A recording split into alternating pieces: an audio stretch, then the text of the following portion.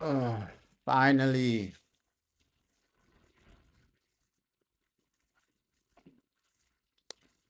some football for us to enjoy. Some football for the people to enjoy, for everybody to actually enjoy. What a week, though. What a week for Manchester United. What a week. And what a game that was in the Europa League, man. You want to see nights like that. You want to see days like that. Extremely impressed with how Man United actually performed, man. What a week. What a way to actually make a comeback. Not even a comeback. What a way to win the game. A lot of, including me, I didn't expect that, right? The way we won that Europa League game, incredible, man, incredible. And now you can go into this game and genuinely make some changes, right? Of course, the changes won't be a lot. Yo, how you doing, bro? How are you doing? Yo, let's go, let's go, let's go, let's go. How's everybody doing, bro? Like, yo, back for another Premier League game, back for Manchester United, and hey, that game, bro, ish. I'm still enjoying like the highlights of that game. Of course, the first half was unbelievable. Athletic Club, we just destroyed them in that first half. Let's hope we build towards that, man. Especially build towards the final. It looks guaranteed right now. That final looks guaranteed right now. That Europa League final looks extremely guaranteed. And let's just try to go into this game with the mindset of winning, right? The second leg, I think we've gotten there over the line. So let's see the type of team Ruben Amorim selects for today, because we have heard, okay, everybody that played that Europa League game has traveled except for Mazraoui. Apparently, Mazraoui, he is, I don't know why he hasn't traveled either. It's a knock. Let's hope it's not an injury, but the only person that hasn't traveled is Mazraoui. So, hey, another good day of football, man. We just want to watch Man United, regardless of who plays. I think this might be the day Cheeto Obi starts as well, because Cheeto, hey, he's been waiting for that start. He's been waiting for that opportunity, and is today the day? I hope so. Let's hope, hey, we just see Cheeto Obi start. Maybe somebody like Mason Mount will start today. And we heard from the manager, hey, I'm going to make a lot of rotations. I'm going to make a lot of changes. He did say that, hey, massive rotations, massive changes. And we're going to, we should expect like a different type of team, right? Even the midfield, I think Tyler Fredrinson, he's going to play today. So, let's just hope they entertain, bro. Let's just hope they entertain. And the manager did speak today. Let me just play what he had to say. Some time with us, but it's most appreciated. First, most important question is, how are you? Fine.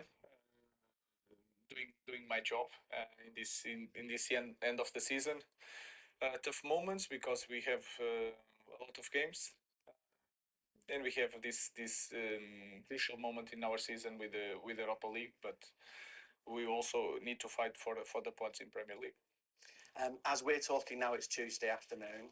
A lot will happen between now and the game against Brentford at the weekend, including a journey out to Bilbao. So, just in terms of the logistics, I suppose, of that temperature that's out there at the moment, how do you work around all those? The main thing is to see the schedule of everything.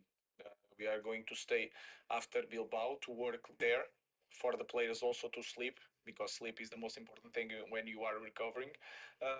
We'll have training there. We'll take a lot of players to make a training there, because maybe some kids will have to play against Brentford. We have some problems in our squad. Some players are in the limit, so we will try to manage everything. But the best way is to prepare all these things, then focus on this game, and then in the end of the game we'll see what we can do for the weekend. So that's a nice positive, isn't it? That they're going out. I know it's sunny here right now, but nice to be out in Bilbao for a couple of days. Well, I think we are so focused on what we have to do. It's just traveling for a different country. We'll go to the hotel, then the beach. We need to have a result to bring that the result for the second game here at Old Trafford. So it's business as usual. How do you balance the importance of what you're doing in the Europa League in terms of that Premier League match as well? This moment is hard. Of course, we are focused more in the Europa League. When I say that, is not as a coach. I'm just focused on winning the Europa League. No, I'm just trying to see the context and to save some players for Europa League in this moment. So I'm trying to win every game. But if I have to take a risk, I will take it in Premier League because you can see the context. I think is the best thing to do. So he's saying, "Hey, I'm just focused on Europa League." So these guys, they spent their time in Spain, and yesterday is when they actually arrived in London for this game. So majority of their time they trained in Spain, they slept in Spain. So they're just coming back. The manager, he did say, "Hey, I'm focused on Europa League." So you might see some kids. That's why somebody like Chido Obi, he traveled with the squad as well. I think he's gonna play this because they had a plan of, okay, let's spend our night in Spain. We're gonna train in Spain, and they just arrived yesterday in the UK. So let's see how fit some of these kids are. We're gonna see a lot of rotation, and you're saying, yeah, Mount should start.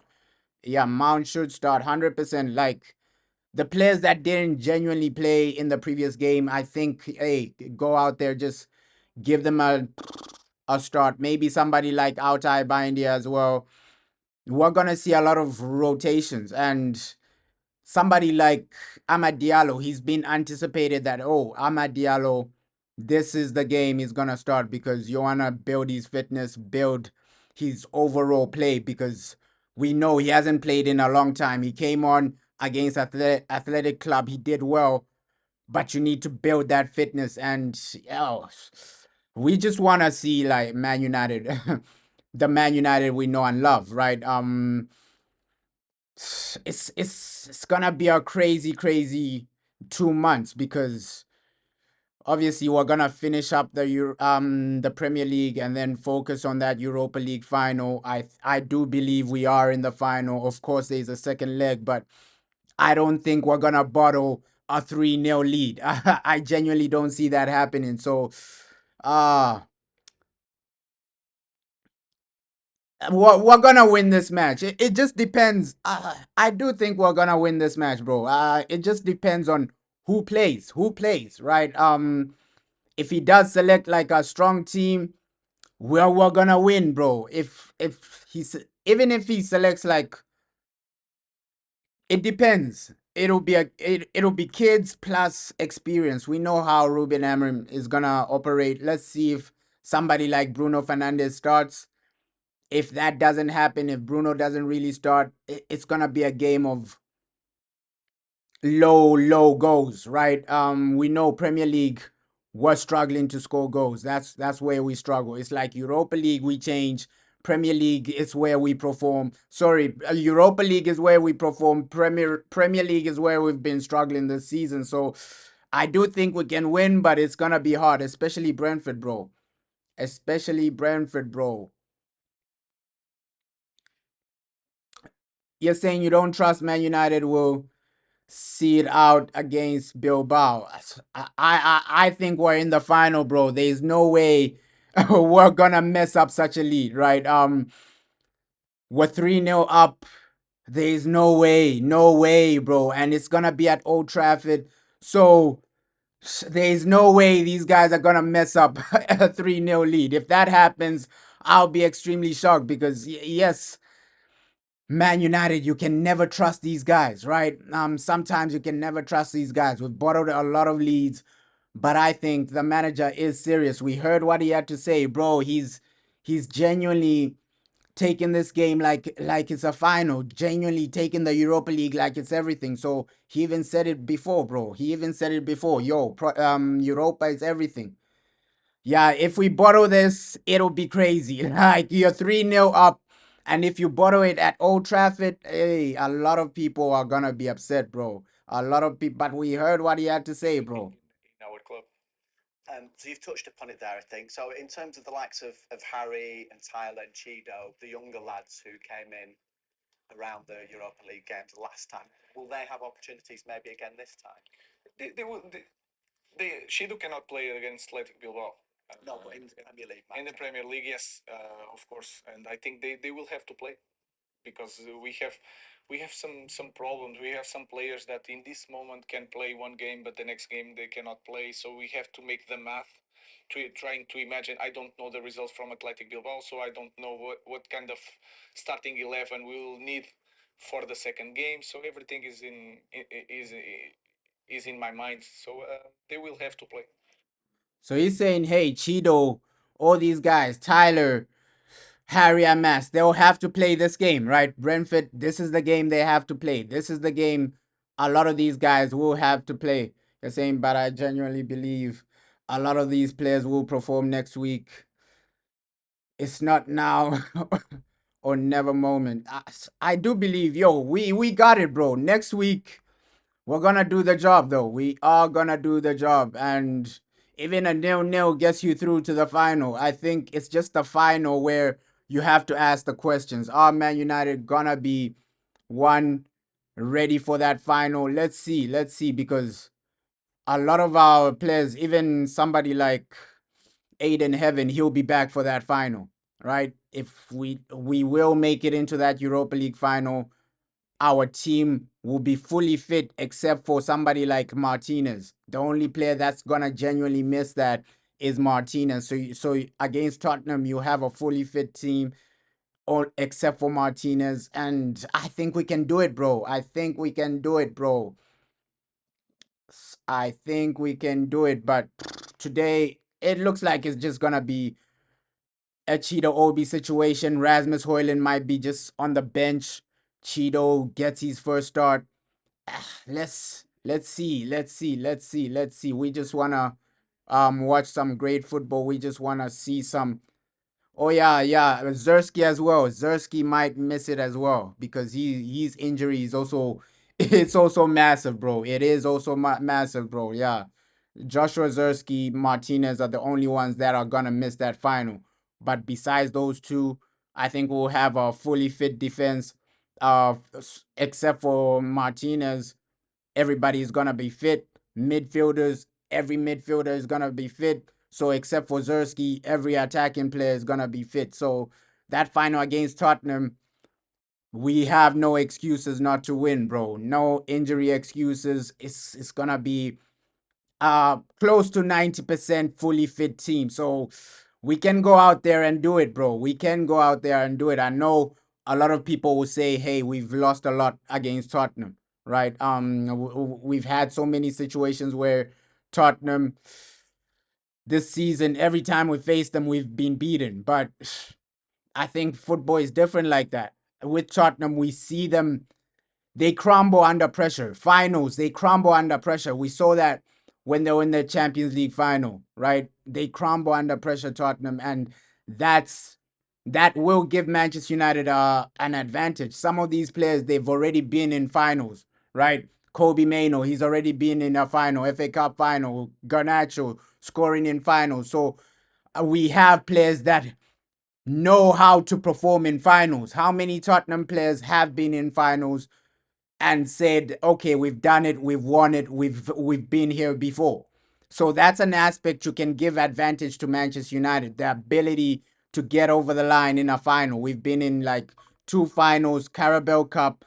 These players have been in 2 finals, Carabao Cup, FA Cup. They know how to do it in finals. They know the pressure of finals, man. You're saying you're not confident, convinced that we will win on Thursday. I think we're gonna win, bro. I do think we're. I think it's gonna be a tight game, but we're gonna win it. I know that we're gonna be in the final, bro. I know that we're gonna be in the final. Just have hope, have confidence. Before the first leg, a lot of people were not really too convinced that we could win, but we got over the line, bro. And I think it'll be the same situation with Spurs. Do you think Spurs have a high chance of losing against Bordeaux? Bro, with a 2-0 gap, like, okay, Bordeaux, are they gonna score 2 goals without reply? I don't think that's gonna happen. So the final, probably the final is gonna be Man United versus Spurs. But whoever we play, whether it's Spurs, whether it's Bordeaux, I think we're gonna win it because these players, they've already experienced finals, bro. And our final against Manchester City it was harder than playing Tottenham or Bordeaux. Let's just be real. Let's just be honest. That Man City team last season, FA Cup final, playing that team was harder. Pep Guardiola, Man City, they won the league, all this, all that, and we were the underdogs in that one. So playing either Bordeaux or Tottenham, it's an easier tie, right? These players have already been in a final against Manchester City, right? They've done it. They've been there. So Tottenham, I don't think that they'll be falling under pressure. Oh no, it's Tottenham because the Man City final, FA Cup final. I think that one, pressure wise, it's harder because you're going in there, you're the underdogs against a team that won the league. It's not the same situation. Tottenham, you're going. If we face Tottenham in the final, you're going into a situation where none of these Tottenham players have experienced finals before, right? Barely. Most of them have never experienced a final. Probably in the past 5 years, none of them have been in a final. And you're going into a situation where the season before you faced a better team, right? You faced a better team in the FA Cup final. So we already have that mindset of winning finals. Tottenham players, they're gonna go into that Europa League final and the pressure might get to them because football is mental, bro. It is mental. Mentally you gotta cope. Mentally you gotta cope. It's FA Cup all over again. We're gonna win it. Yeah. Bro, we are gonna win it, bro. We are gonna win it because most of these players have done it. They've been there before. They know how the pressure is. The pressure won't get to them, bro. The pressure won't get to them. It's more pressurizing to play Man City in a final than it is to play Tottenham, bro. Like with Tottenham, it's at least you give yourself a chance. We remember that FA Cup final, bro. We remember that FA Cup final. We went in there underdogs. Nobody gave us a chance. You're playing a team that won the league. Apparently, we're gonna be 3-0 down by halftime. That's what a lot of people are saying in that FA Cup final. But we came. We came and we do it. Yeah, let's take it game by game, right? I don't want to jinx it, right? I don't want to jinx it, and I don't think we're gonna bottle the game on Thursday, right? Thursday we're gonna genuinely get into that final. I don't think we're gonna bottle it, but I don't want to jinx it. We go into that game and then hey, these guys they bottle it out of nowhere. But yo, you don't believe in jinx? Yeah, I'm just saying, hey, if we go out there against Tottenham, I do think we are the favorites just based on mentality and just based on us as a team. We've already been in finals. A lot of these players have been in finals, even players from other teams, guys like Mazraoui, guys like Delit, they've played finals for Bayern Munich, right? Yes, Joshua Zerski isn't here, but they've been in finals, bro. Most of our players have been in finals, even the new signings. Lenny Yoro, he was in a final for the French Cup before he came to Man United. So a lot of these players, they have played a final before. A lot of our players, they have played a final before.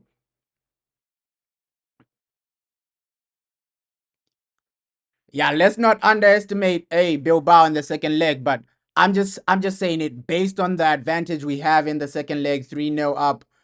I don't see Bilbao scoring 3 goals without reply.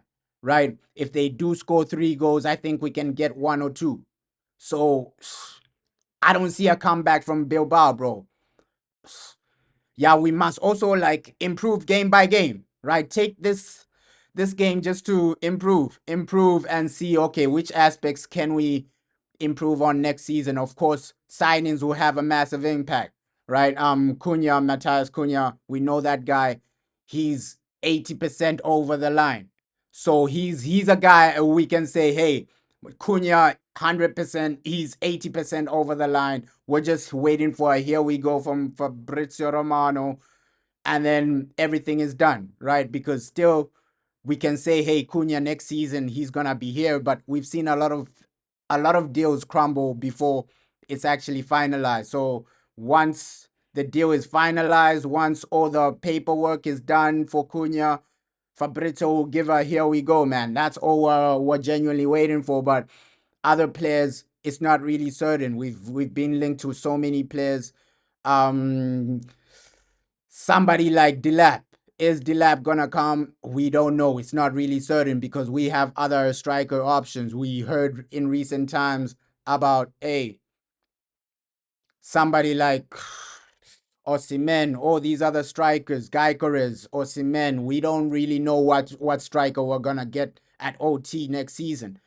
But I'm fully confident now that we're about to reach that final. My confidence for winning that Europa is there, bro. It is there, bro.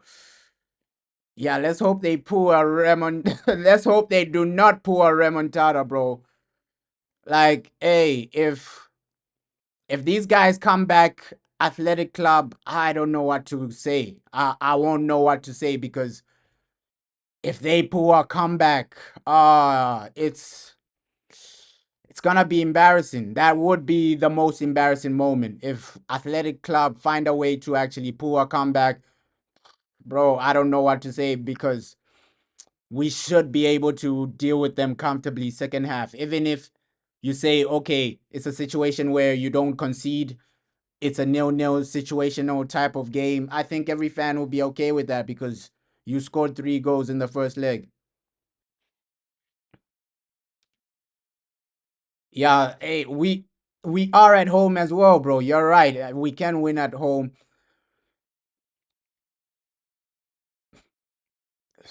Yeah, that's the thing. That's the thing about playing Tottenham, bro.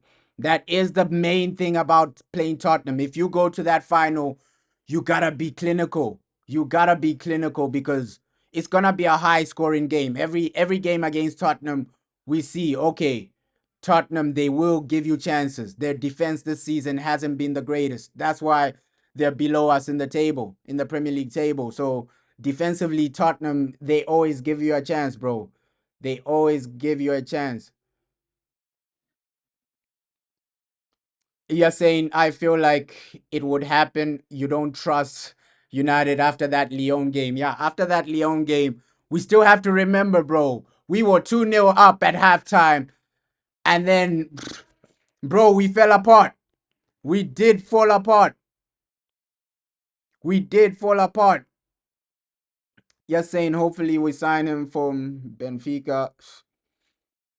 Good striker. I think with the striker position, they already know who they want, bro. That's the only situation. We know the list. It's Osimhen, Delap, and apparently Gyökeres. We know the list.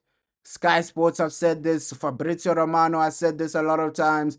So a lot of credible journalists, they've actually nailed down who the top 3 guys are. Right? The top 3 guys are those guys. Liam Delap, Gyökeres, Osimhen. Let's see who they genuinely get. But a massive video of Ahmad, bro. This was Ahmad Diallo and Andre Onana. So these guys, they were in a hotel. Let me put this video on the screen. Yeah, we were 2-0 up. We were 2-0 up. And then we crumbled, bro. We were 2-0 up and then we crumbled. But good thing that Delit is back. Good thing that Delit is back, bro. Good thing that Delit is back. But there's this major video of Amad Diallo. Let me put this on the screen. These guys were genuinely doing some madness in the hotel, bro. In the hotel. Amad Diallo dancing in the hotel. Let me put this video on the screen so that people see this. Right?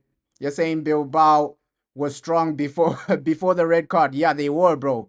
They were strong. Like before that red card, it was a competitive game, right? But after that red card, we got 2 goals and finished them off.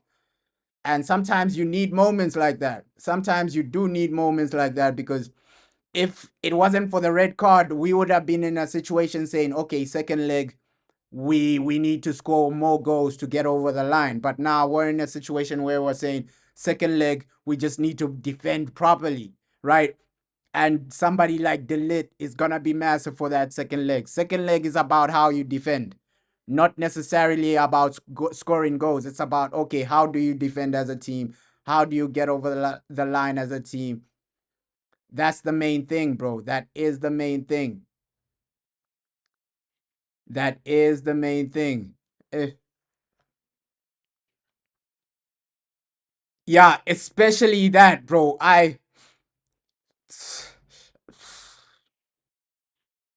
Yeah, we want to see like a real Ruben Amorim ball, like especially that. Go out there, play a game without a red card. Second leg, if you do get a red card, you give these guys a chance. I think that's the only way I see these guys bottling it, right? With a red card situation, that's the only way. Because unless you, if you just play a proper game, Man United, I don't see a chance for these guys to come back. But we know United, bro. We know Man United, bro.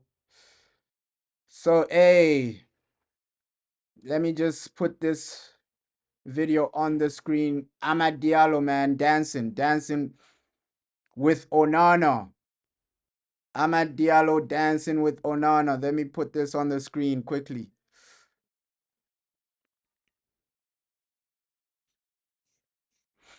We're not really sure who Man United really want as a striker, bro. It's always changing. Today it's Dilap, tomorrow it's Osimhen, the next day it's Guy Correz. We just have to see when it's over the line, bro. We just have to see when it's over the line. These journalists, they're always changing. Today it's Dilap, tomorrow it's Osimhen, the next day it's Guy Correz. Bro, the striker situation, obviously we want to see our strikers perform, bro, but we'll see, man. This is Amad Diallo dancing, bro. This is Amad Diallo dancing in the hotel. In the hotel. I think this was yesterday. They're dancing in the hotel.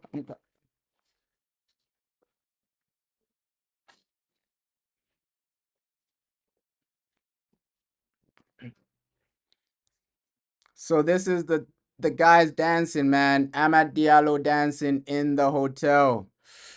So the team were in a hotel. Yeah, this video was from Ahmad's Snapchat, bro. Ahmad, he posted this video on Snapchat. So the team were dancing, bro, dancing in the hotel. I think this was like the day after that Europa League game. They were in a hotel in Spain. So Ahmad, bro, he was dancing, Onana dancing. So yeah, this was a video of Ahmad Diallo dancing after that game against Athletic Club, man. We can see, hey, the team were genuinely in a hotel after that game, and hey, they were just enjoying their time, man, enjoying their time. Obviously, the next game is Brentford, but hey, after that, we just want to see moments like this where, okay, the team, they do take some time to enjoy the good moments, right? After a massive result against Athletic Club, you take that time to enjoy the good moments, man. You take that time to enjoy the good moments. And you're saying Ahmad is our Neymar, bro. Yeah, Ahmad, bro. He is. Um, he's low key like Neymar. He's low key our low key like our Lamine Yamal, bro. You're saying Ahmad is better than Lamine Yamal. he has a potential to deliver more than Lamine, right? I believe in Ahmed as well, bro. I believe in Ahmed Diallo as well. So hey, the guys are just dancing, having fun, and enjoying their lives, bro. Enjoying their lives. But today, I do think Ahmed does come in clutch, does play today. We just want to see a season where Ahmad without injuries, because I think okay, without that injury, he has better moments. We score a bit more goals. So that Ahmad Diallo injury really affected us, bro. It really did affect us. It really did affect us, bro. Yeah, he made an instant impact, and that's the thing with Diallo, bro. He comes in, makes instant impacts, and he's just a reliable player, right? Over like this season, he's been reliable. When he's fit, fully fit, he's been reliable, especially like big games, major games. Even when he's not scoring, Amad Diallo gives you something. He gives you something. We saw that when he's playing as a right wing back, he also gives you defensive awareness. He also gives you defensive attributes. So he's such a useful player, bro. He is such a useful player. You're saying he literally did what Dalot could never do. Yeah, bro. He's literally turning up Ahmad. Ahmad Diallo. Fair play to the guy, man. Fair play to him. Fair play to him. Like we really needed him. It's good that he's back at a great moment like this, right? A good moment like this. Diallo back. We just want to see moments like this. United. It hasn't been a great season for us, but we can still end up with a trophy, man. More trophies than some of the teams that are gonna finish in the top five, right? This season, we can genuinely say more trophies than Chelsea, more trophies than Arsenal. So our season has been horrible, but we can still flex on some Arsenal fans, flex on some Chelsea fans. So the Chelsea, Arsenal, they might get top five, top four, but they'll end the season without a trophy. And if Man City don't win the FA Cup, we can also flex on some City fans as well. So, hey, you win in the Europa, bro. You can finish the season on a high. We can genuinely finish this season on a high. It's that final will determine how our season ends, right? If we lose the final, is genuinely a horrific way to end the season, right? You've had a horrible season, then you lose the final. Not the best way to end it. But if we win the final, hey, everybody will be smiling, bro. Everybody will be smiling. So our final game of the season, I think it is the Europa League because they've changed the format. I don't know if the dates are still the same. Usually Europa is after, but they've changed the format. I don't know if the dates are still gonna be the same, but after this game, we'll know. We'll know. After next week, we'll know when the date is. They'll confirm the date of that Europa League final. Let's hope we're in it. Let's hope we are genuinely in it, man. Let's hope we are genuinely in it. But Ruben, he's prepared, bro. He is prepared because Think we know that is not going to have extra time, and that is important because the last game against, and then we had play a game against the Wolves with 120 minutes. It's hard to put some players to play. We are not winning in Premier League, but you can feel it that we have something to fight for. Of course, we are fighting for our pride, and we know that we are not going to change in Premier League anything about this season. The Europa League is not saving our season. That is clear for us, and we already talk about that many times. But we have something to win. That feeling can help anyone to be better and to be more positive. So it's really important to have that feeling and to try to win it. So we are in the semifinals. We want to win it. We want to win more games in Premier League. We know that the context is going to be really hard. I expect to improve small things until the end of the season because this will not stop here. It's not like a close the season, everything is done. Let's go for no. It's to use every moment to improve small details of the team. Um, so he's just saying, yo, we need to. improve like small details, and he's saying this Europa League won't save our season, right? So I respect that about Ruben Amorim. He understands. Okay, yeah, this he's obviously the season isn't all down to him. We still have to blame Eric Ten Hag as well. But for him to also put the blame on himself, I respect that. I respect that from the manager. He's saying, okay, even if we win Europa, it doesn't save our season. Next season, we have to be better. Next season, we have to come back stronger. And I respect that from the manager, man. You're saying one love to Amorim. However, we need to get two holding midfielders and a prolific striker. I don't think we need two holding midfield. We also need like a midfielder that can at least control the tempo, bro. At least help us play better football. Somebody like a Frankie. I'm not saying get Frankie De Jong, but somebody of that profile of a Frankie De Jong or a Pedri where they can play, bro. They can play, they can pass it around because the passing in the midfield, it's really limited, bro. It is really limited, but I agree with you. Yo, prolific striker needs to come. Prolific striker needs to come. Yeah, bro, the final, bro.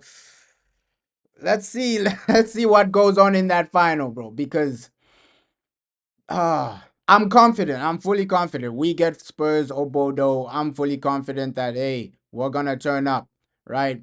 Regardless of how we do it, we are gonna turn up. We've heard the manager, yo, although we win Europa, it's not good enough. But yes, the manager can say that. But as fans, we're gonna be happy with Europa after such a horrific season. I think that's an okay way to finish. That's an okay way to finish. Europa League next season, you go again. Next season, you start again. But what the manager had to say recently, yo, he's saying game by game, we're gonna start improving game by game. Let's try and improve some aspects of the team and try and integrate some of these young players. That's his mindset in the Premier League. Okay, integrate some of these players. Chido Obi looks like okay, he's gonna try and promote three players: Chido Obi, Harry Amas, and Tyler. So these three next season, I think we're gonna be seeing them on the bench regularly, right? Do I believe Chido Obi is gonna be a long term solution? Let's see. If you get a prolific striker, because it determines on what happens with Rasmus Højlund. Does Rasmus Højlund stay? Does Rasmus Højlund go? So Chido Obi's future, it's uncertain, bro. It is uncertain. Does he? It is uncertain because if Rasmus stays, does Chido Obi stay at Man United to be like a third choice striker, a third choice striker, or do you send Chido Obi out on loan to the championship? So next season we'll see what happens with Chido Obi because we know we're gonna get another striker. Another striker is coming in. So if Rasmus doesn't go, you still have Joshua Zerski. Chido Obi might just be like a fourth choice striker, a fourth choice striker. So maybe it's just better to send him out on loan. Maybe it's just better to say, okay, Chido Obi, you've done your thing, but we need to develop you on loan. Okay, go out on loan, championship, develop your skills in men's football, and then probably when you come back, you get more game time because next season, I don't think Ruben Amorim will be risking it, right? Because that's when fans are gonna be on him.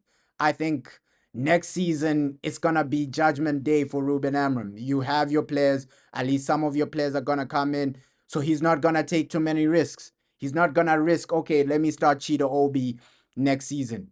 So what's the future for Chido Obi? What is the realistic future? Because we know Aiden Heaven, he's a starter in this team, right? He can start some games. I have no doubt. Okay, next season, Aiden Heaven, he's gonna get a lot of game time. But Cheetah Obi, that's the only question I'm asking. I only seen him getting game time if you sell Rasmus. So Rasmus and Cheetah Obi next season, let's see what happens with them. Let's see what happens with them because the manager, he did say a lot In of terms things, of bro. Brentford, now if I may, how do you focus on them given all the different pieces of the jigsaw that you've got? We'll do the same. I will do. We'll focus against Athletic Bilbao. After that match, I will put everything on Brentford. We'll have just one day to prepare. I will be really simple in the idea for the game against Brentford. I will see which kind of players cannot play that game if it puts in risk the second leg against Athletic Bilbao. But I also know that Brentford is a really tough team with a lot of quality. Uh, they have a really good bond between every players. You can feel it. So we need to be prepared for a tough game against Brentford. You weren't in charge of the game at Old Trafford. Have you looked at that match? No, no. To be honest, I'm just focused on in the in this moment Athletic Bilbao. Then I will see the last games again from Brentford because he's here, he's near, and sometimes when you look at the 3 months before they are playing different things, they are using different things during the game, so I'm not focused on that game. I'm more focused on the last games of Brentford and our games also.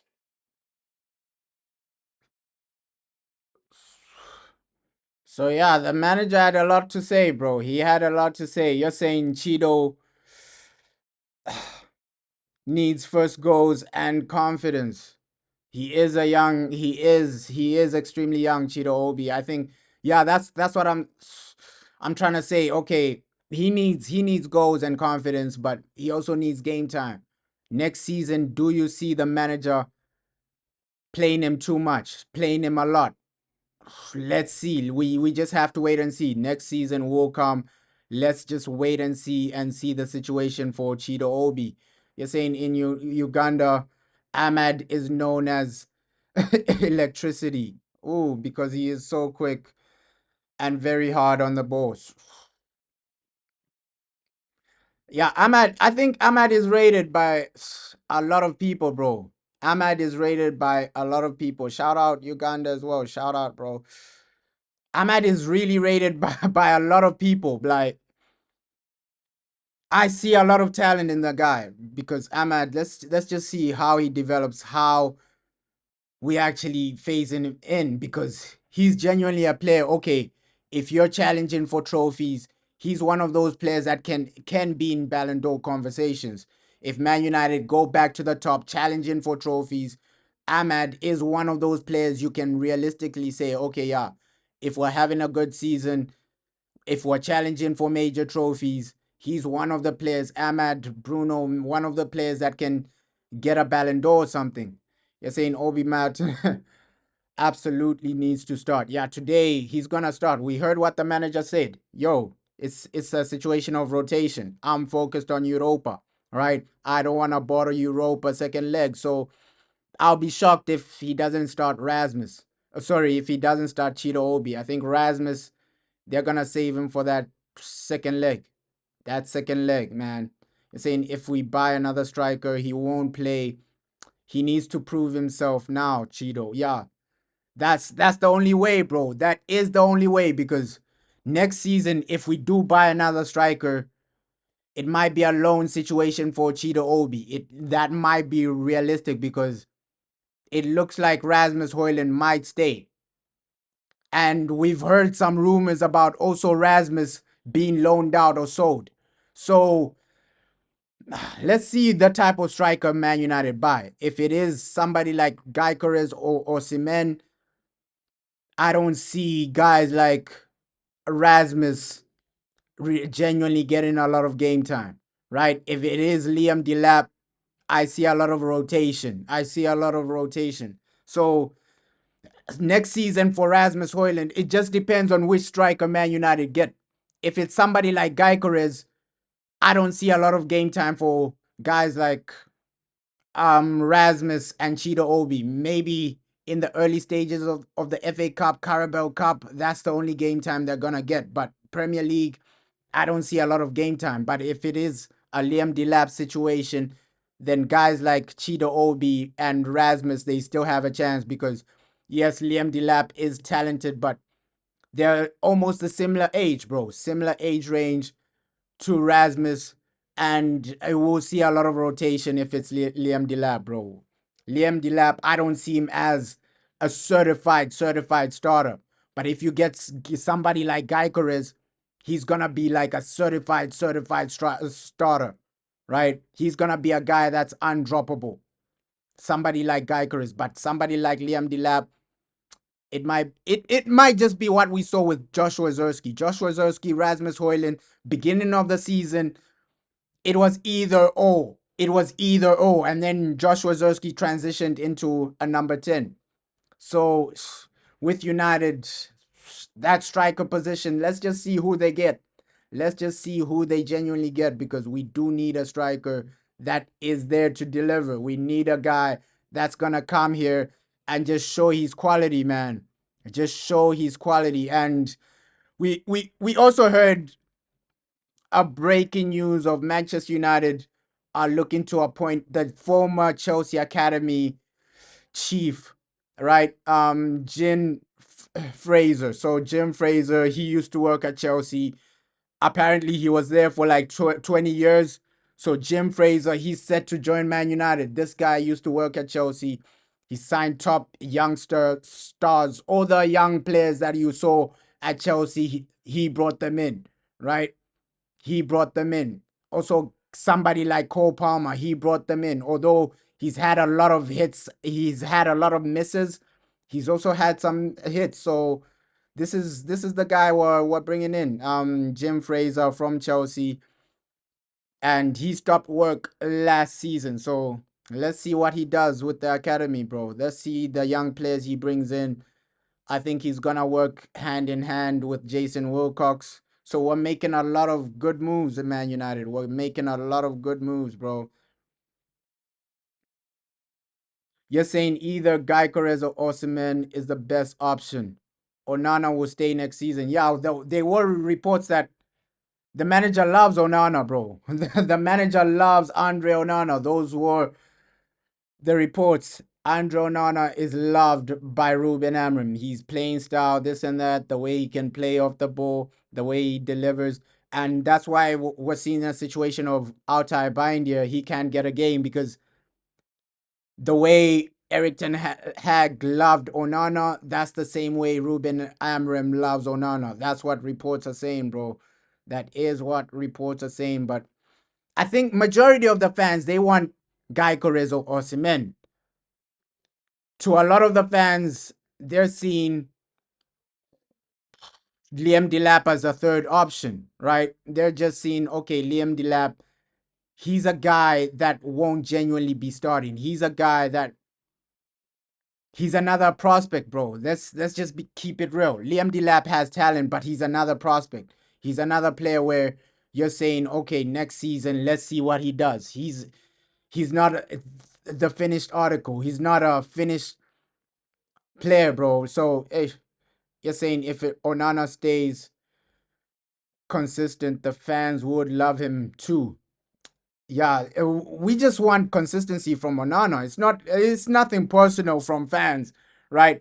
Fans aren't attacking Onana because it's personal. They just want consistency from him. Like, okay, just be consistent. Don't make mistakes. They're just asking for consistency and reliability from Andre Onana. It's not like people attack him because they hate him, right? It's just a situation of, hey, stop making mistakes.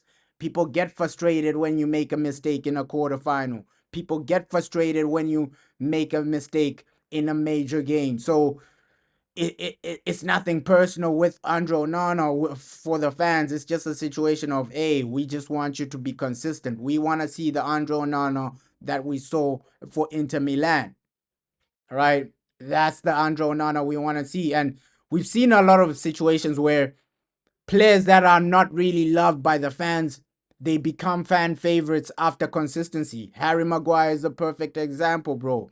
With Harry Maguire, people were roasting him. Oh, Harry Maguire, why is this guy in the team? Why is this guy playing for Manchester United? But now people are calling him Lamine Maguire. So with Andre Onana, he can also change his fortune with consistency, bro. Like Maguire did it I think Andre Onana can do it as well. Andre Onana can do it as well. So Maguire has become a fan favorite now. A few seasons ago, people were screaming, "Hey, let's sell Harry Maguire. He's not good enough." So Andre Onana can do the same thing, bro. 10 minutes until the team news. 10 minutes until that team news. Brentford versus Manchester United. 10 more minutes until that team news, and then I will put the team news on the screen when it comes. But hey, let's just hope we do win this game. Let's just hope we do win this game. That team news. I think once the team news comes, we'll know how good what to expect from this game. Like once that team news comes, we'll know. Okay, should we expect a win or should we expect a draw? And you're absolutely right, bro. Like, hey, Andro Nana, he suits this system, this formation. He suits it because that 4-4-2 formation or 4-3-3 formation, I think Andro Nana struggles. Sorry, not Andro Nana. Harry Maguire would struggle in that. We see it for England as well. England under Gareth Southgate, this is the type of formation they used to play. Three at the back in some games. Harry Maguire was thriving in it. So a formation like this, he's really, really, really thriving from this. But some moments, it's not really down to the formation. It's down to himself. Especially in the previous game where he was dribbling guys. He was out there dribbling. So he's just having a comeback, bro. He's just having a comeback of a lifetime, Harry Maguire. A few seasons ago, people were literally losing their mind. Oh no, why is Harry Maguire starting? And now you can't really doubt the man. You can't really doubt the man. Credit to Harry Maguire, man. Yeah, he got all the attributes and teammates cover his weaknesses, which is pace in this formation. So this formation is perfect for Harry, bro. It's literally perfect. When you're getting cooked with pace, somebody else can cover you. Lenny Euro, he's not really slow. You have other defenders that can cover you, and also Aiden Heaven, bro. This guy ain't slow. When Aiden Heaven is playing, we can see his attributes. So defensively, we have some top players, bro. We have some top players. I think next season our main focus is just strengthening the attack because defensively you have top players. You have Aiden Heaven, you have Lenny Euro, you have Harry Maguire, you have Delit, you have Martinez. So you have top level players in the defense. I don't know how we've conceded this amount of goals, so many goals with all these top level defenders. And it just shows you that, hey, this season is just weird, bro. It is just weird because you have so many top level defenders. Delit, Mazraoui, all these guys. Harry Maguire is having a comeback of his life, but was still conceding so many goals in the Premier League, right? It doesn't really make sense. It doesn't really make sense. And that's why they say, hey, you defend as a team because even the midfield, sometimes we just panic, fall apart. A lot of the games where we've conceded three or more goals, it's a situation of where the midfield loses the ball and then we're hit on a counter attack. We saw that in the game against Lyon, bro. It's either a situation of where the right back or left back loses the ball, either Patrick Dogu loses the ball, we are hit on a counter attack, or somebody in the midfield loses the ball, we're hit on a counter attack. So that's how we concede a lot of our goals, bro. It's not necessarily defensive mistakes. It's just necessarily, okay, the midfield, you're failing to keep the ball and then we're hit on a quick transition. That's how we've been we've been struggling. It's not necessarily a situation of, oh, our defenders are really bad, because even in the Premier League we went a lot of games where you're failing to defend corners. That's mainly okay. Yeah, you can blame the defense for that. You can genuinely blame the defense for that. But with corners, It's a team thing, bro. It's a team thing. Midfielders are there defending corners, so you can't genuinely put that all down to the defense. All right. We had a lot of goals conceded from corners this season. We remember that period where every week you're conceding from a corner. We remember that Arsenal game where Arsenal, I think they scored from two quick corners. So this season we've conceded a lot of goals, not necessarily down to the defense. It's been midfield errors, and then we're hit on a transition, or errors during corners were hit. It's been crazy, and either undrawn on a mistake. So our defense, it's not as bad as people think, right? The stats were seeing, okay, we've conceded a lot of goals, but our defenders aren't below average. I know a lot of people, they don't rate the defenders we have. Some people, they don't rate Delit. Some people, they don't rate Maguire. Some people, they don't rate Lenny Euro, just based on the types of goals we've been conceding, the amounts of goals we've been conceding. But if you look at it back, it's mainly, okay, conceding goals from corners, conceding goals from weird transitions where the midfield loses the ball and then you're hit on a quick transition. So you can't really necessarily blame the defense on that. Yeah, team news. 4 minutes until that team news drops. Let's see who we can see to start. Let's hope Cheetah Obi does start. I just want to see him at least play a full game, a full senior debut, right? A full senior debut. We haven't seen this guy play 90 minutes anytime. So, hey, let's hope the manager does rest Rasmus Hoyland and just play Cheetah Obi, man. Let's just play Cheetah Obi. You're saying Mason Mount needs to have a big moment to get his United career going. I think, yeah, bro, with Mason, he needs a major moment. It's judgment day for Mason Mount from now until the end of the season, because we know Cunha is coming and another number 10 is coming. So guys like Mason Mount, it's literally judgment day. It's literally judgment day for somebody like Mason Mount, because that number 10 position is going to be stacked up with a lot of competition, bro. Cunha is going to come and maybe another number 10. We'll see. Maybe it's Ryan Cherky, but we've heard reports that Ryan Cherky has decided to join Liverpool. But I know, yo, if Man United come in, like, just pay that money for Ryan Cherky, he will come. It might end up being a Caicedo situation where Caicedo, he said he wants to join Liverpool until Chelsea came in.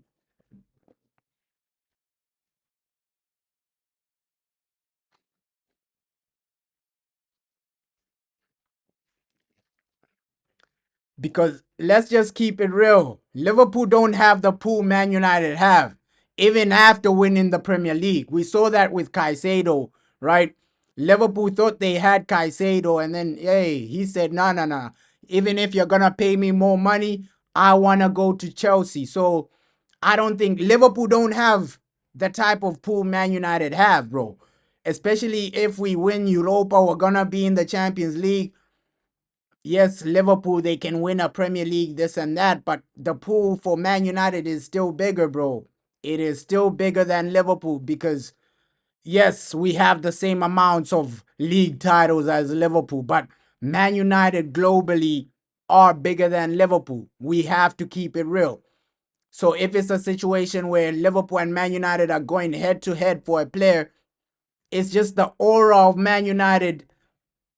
You can't reject that, bro. You can't reject that. Man United, Old Trafford, Sir Alex Ferguson, that means something, bro. With Liverpool, they don't really have anything enticing to say, okay, yeah, I'm gonna choose Liverpool over Manchester United. And here is the team news. Cheeto OB starts. Cheeto OB starts. You're saying because the whole team is struggling, how do you rate Dogu's performance? With Dogu, we'll see how Dogu settles in next season. That's when I'll be more judgmental of Dogu, bro. But right now, I just I just understand the situation we're in, bro. I just understand the situation we're in. Patrick Dogu, he's gonna have some bad games because necessarily the whole team isn't really performing at a high level. But team news is in. Cheeto Obi and Tyler are starting today. Major, major, major, major start for Cheeto Obi. Your first Manchester United start in the Premier League. And let's hope he takes it, bro, because it's judgment day for Cheeto as well.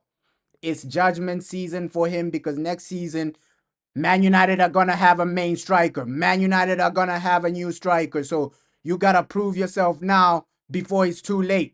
Cheeto Obi, this is the game. You got to prove yourself. The Lit starts and Harry Amas starting. So it's a lot of the academy players. Ogate starting, Kobe Maino starting, Patrick Dogu starting, Garnacho is starting, but Amad Diallo looks like he's on the bench, right? So Amad Diallo on the bench, Rasmus Højlund on the bench, Christian Eriksen still can't get a start. So yeah, Cheeto Obi, this is a major, major day for you because hey, let's see what he does, bro. Let's see what he does in your first Premier League start for Manchester United. Let me put this on the screen. Hey, it's a fully rotated squad. A really, really highly rotated squad. Right? Kobe Maino starting. Altai Bindia starting in goal. So even the goalkeeper was rotated. The manager did say, hey, I'm gonna rotate a lot of players. Luke Shaw is the captain today. Ogate. So it's a different, completely different team. Mason Mount starting. So it's a completely, completely different team. The only players that started the previous game that start today is probably Alejandro Garnacho and Ogate. So it's a highly rotated team today. Highly rotated. Highly rotated. Fergus, Tyler, he's starting. Harry Amas, let's see how these guys perform. Let's see how these guys perform. And looking at the team we've put out, am I confident that we'll win? I think today is just about okay, academy performances. I don't think people will be upset if some of these academy players have mistakes or don't really perform. I think it's just about giving them their opportunities. Somebody like Cheeto Obi giving you your first Premier League start. That's an opportunity. Harry Amas, you're there. You're out there for another Premier League start. That's an opportunity. And the last time Harry Amas started, he performed really well. Tyler as well. Tyler, you're getting another Premier League start. So massive, massive, massive opportunities for a lot of players. You're saying Kobe Maino in the number eight. It might be that situation, bro, because we know Alejandro Garnacho, he can't play in the double pivot. Same with Mason Mount. Mason Mount, he's better in the 10. So I think the number 10s, it'll be Mason Mount, Garnacho, and then next to Ogate, it might be Kobe Maino. I don't see the manager playing Mason Mount in the double pivot. It's gonna be Kobe Maino, probably. That's most likely gonna happen. So I'm just excited that hey, Cheeto Obi, you get your first start. Let's see what you got. And somebody like Rasmus rested for that second leg against Athletic Bilbao. It's major, man. This is major just to see, okay, yeah, let's go out there and do what we need to do, right? Let's go out there and just have a good performance. I think in the Premier League, most fans are just looking at the performance. Most fans aren't really concerned with the result. Okay, go out there, performance. We know we're gonna finish in the bottom half of the table. How many games are left for our Premier League? Let me just see this. How many games genuinely left for this Premier League? Not a lot, man. One, two, three, 4 games, man. 4 games left, and literally West Ham Chelsea, and Aston Villa. So after this game, it's West Ham, Chelsea, Aston Villa in the Premier League. So we still have hard games, right? And I know a lot of fans, they're gonna wanna win that Chelsea game, right? They're gonna wanna win that Chelsea game, and that's gonna be after the Europa League semi-final. So that Chelsea game, we're gonna go out there with a stronger team. But today, it's mainly about academy performances, bro. You're saying not so confident about Maino performance in that position. Same here, bro. I think Kobe Maino, we've seen better performances when he's closer to goal, when he's in that final third, when he's playing maybe as a number 10, closer to goal in that final third, where most of his attributes can be seen in that number 10 role. Okay, he's a better player when he's closer to goal. He's similar to Jude Bellingham. Low key, Kobe Maino is similar to Jude Bellingham in an aspect where you want him closer to the goal. You want him making those late runs. You want him because even the goal he scored against Lyon, right, in extra time. It's a it just describes you what Kobe Maino is good at. Okay, there in the bowl, resisting pressure, taking your shot. That's Kobe Maino. So he's similar to a Jude Bellingham in that aspect where in the final third, these guys are threats, right? In that final third, these guys are threats. Playing in the number 8 role as a midfielder, yes, they can have some good games, but they're better in that final third, right? Guys, I think, yeah, Kobe Maino is similar to Jude Bellingham in that aspect where, okay, they will get goals from late runs or maybe from outs. Just their attributes are meant for the final third, bro. They are final third types of players. The way Carlo Ancelotti uses Jude Bellingham, I think that's how Man United should be using Kobe Maino, like a Jude Bellingham type of situation. Uh, and how good I don't know a lot about Enzo, bro. I don't know a lot about Enzo. Yeah, best wishes to our players and the manager. I don't know how good he is, bro. We just have to see because seeing a player play for another team in another league, it's a completely different situation, bro. It is a completely different situation because when you come to a club like Man United, one, you have to consider the pressure.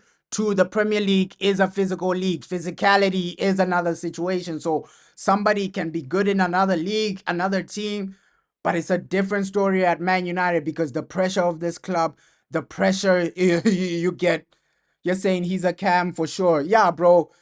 Like Kobe Maino, we see the attributes. He has similar attributes to Jude Bellingham, bro. The way Carlo Ancelotti uses Jude Bellingham, that's how we should be using um Kobe Maino as Manchester United because similar in that final third as an attacking midfielder, they are really, really dangerous. They are really, really dangerous, right? That's how we should be using Kobe Maino, the way Real Madrid used Jude Bellingham. Okay, we're going to use you as a player to impact the final third. That's how we should be using Kobe Maino. Like the way Carlo Ancelotti uses Bellingham, that's how we should be using Kobe Maino. I think him playing a bit deeper, you take away from his game. You take away a lot from his game. I know him playing a bit deeper, he doesn't have that passing range. Yes, he can pass, but not the type of passing range from a guy like you don't expect the type of passing range you see from a guy like Luka Modric. Let's say guys like Modric, guys like Pedri, guys like De Jong. You won't see that from a Kobe Maino. He's more of like a Jude Bellingham type of player. He is more of like a Jude Bellingham type of player. Just sitting back, playing that type of role next to Ugarte, I don't think that's his best role, right? That's his best position. His best position is closer to the goal, man, where he can genuinely impact the attack. I think that's where he's most dangerous. That is where he's most dangerous. But I think Ruben, hey, he knows more than we do, bro. He sees Kobe Mano more than we do. So maybe he sees something in training and saying, okay, I know you have this attribute. We can try and develop this. We can try and see a situation like this. Because we have to remember, yo, Scott McTominay, man, and Ole Gunnar Solskjaer, he was saying, I don't know how Man United sold a player like Scott McTominay because I think Scott McTominay is a great example, man. A lot of people in the academy, they didn't see Scott McTominay as a goal scoring midfielder, right? But then when Scott McTominay came into the hands of somebody like Ole Gunnar Solskjaer, Oli saw, okay, Scott McTominay, he can get goals. He can genuinely contribute goals. So yeah, you're saying Scott McTominay is world class for Napoli. Hey, Ole Gunnar Solskjaer, he's saying, hey, why did Man United sell him? There's an interview Oli did with BBC. So he was BBC Sports. So he was genuinely saying how have Man United sold Scott McTominay, this and that. But hey, that's a different type of discussion. I was just bringing up Scott McTominay to say, hey, with Kobe Mano, maybe the manager sees something in training where he can say, okay, I can develop Kobe Mano into this type of player. Of course, he's better in the final third, but I can try to do something with him which other people haven't seen in him, right? Because with Ruben Amorim, he knows these players more than we do. He sees them in training. He sees them like more than we do. We only see them maybe when they play, we see their attributes. But the manager, he sees them in training. He sees, okay, this guy, stamina wise, he gasses out. He knows that about most of his players. He is the manager. He sees that in training. He sees the players that can go all out. He sees the players that can. So he sees more than we do. So let's see what his plan is with Kobe Mano or Ruben Amorim. That will be an interesting story. That will be an interesting story. You're saying Fofana from Lyon should be scouted and considered in the summer. Let's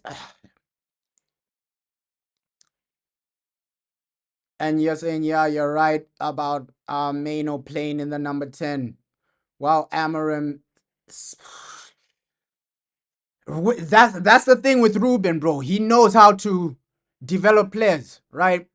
I can't doubt him with the aspect of, okay, developing players. He knows that process. He knows the process he took to develop somebody like a Gyökeres, right? We can't tell him, okay, yeah, why aren't you doing this with Kobe Mano? Maybe it's part of the developmental process, right? He's trying to tweak things, seeing, okay, what's Kobe Mano's best thing, what's his best situation. And for Fofana from Lyon, let's see, bro, because we have a lot of players being scouted, bro. Because I think all fans, what we want is just the best players for Man United. If the guy is good, if the guy can perform, as a fan, you're gonna be happy about that, bro. Yo, we just want the best next season. We just want the guys that can take us to the next level next season. And uh let's see, bro. Let us see. Ruben Amram, he's developed so many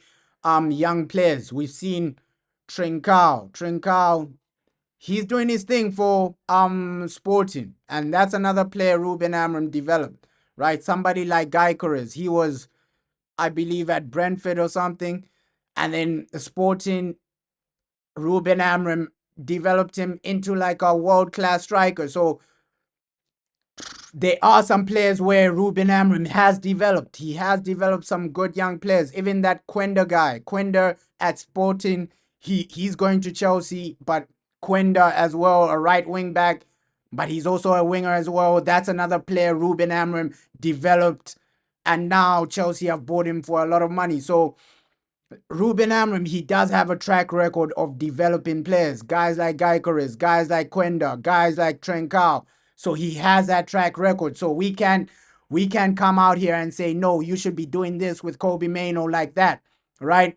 Let's just wait and see. Maybe there's a reason he's doing some of these things, right? Maybe first season he's saying, okay, I'm just gonna experiment this and that, see what really goes on, and then see how uh what the limit is, right? Maybe he's experimenting with Kobe Mano. Let's see his limit.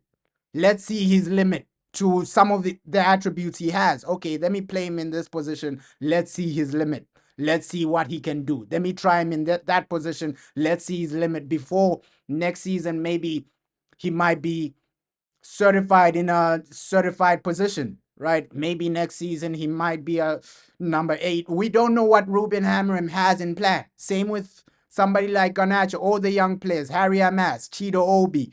Maybe what he's doing, there's a reason. There's a reason because he's developed so many players in his career, Ruben Amorim. I can't doubt him with that aspect, bro.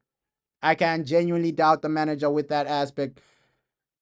But hey, today we have a good team though. We have a good team.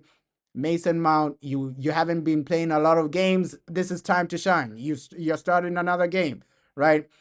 Patrick Dogu, hey, time to shine. Alejandro Garnacho, let's hope he gets a go today, right?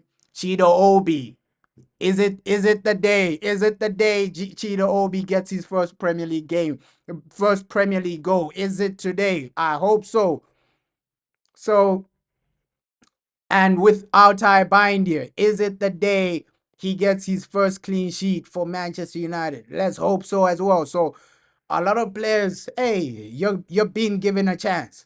And that's what we want to see at Manchester United. Players just coming out there, getting their chance, getting their opportunity. That's what United is all about, bro. It's just about, okay, giving some of these players some opportunities, giving some of these players some game time. With Ogate, you're gonna need him today, right? In a game where you lack a lot of experience in the defense, you're gonna need somebody like Ogate to recover the ball as well, right? This is gonna be that type of game where, okay, if Tyler, Harry, and Mass make a mistake because they're still young players, right? They will make some mistakes. You're gonna need somebody like one of your experienced players to step up, guys like Delit to bail them out, right? If Tyler or Harry Mass loses the ball, you're gonna need guys like Delit, guys like Ogate to bail them out, right? To bail them out and recover that ball. So it's a good team, man. It's an okay team based on, okay, you're giving them opportunities, you're giving them game time, you're giving them what we as fans were asking for. Oh, people were asking, why isn't Cheetah Obi started? Now it's his game. Now it's his time. And we're gonna see this until the end of the season, bro. We are gonna see this until the end of the season. More game time for guys like Cheetah Obi and maybe even guys like Sekou Kone, the Fletcher brothers.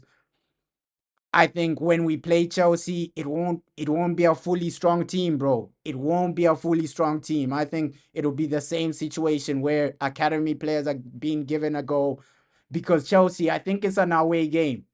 If it's a home game, maybe he would have played senior players. But when we play Chelsea, it's an away game.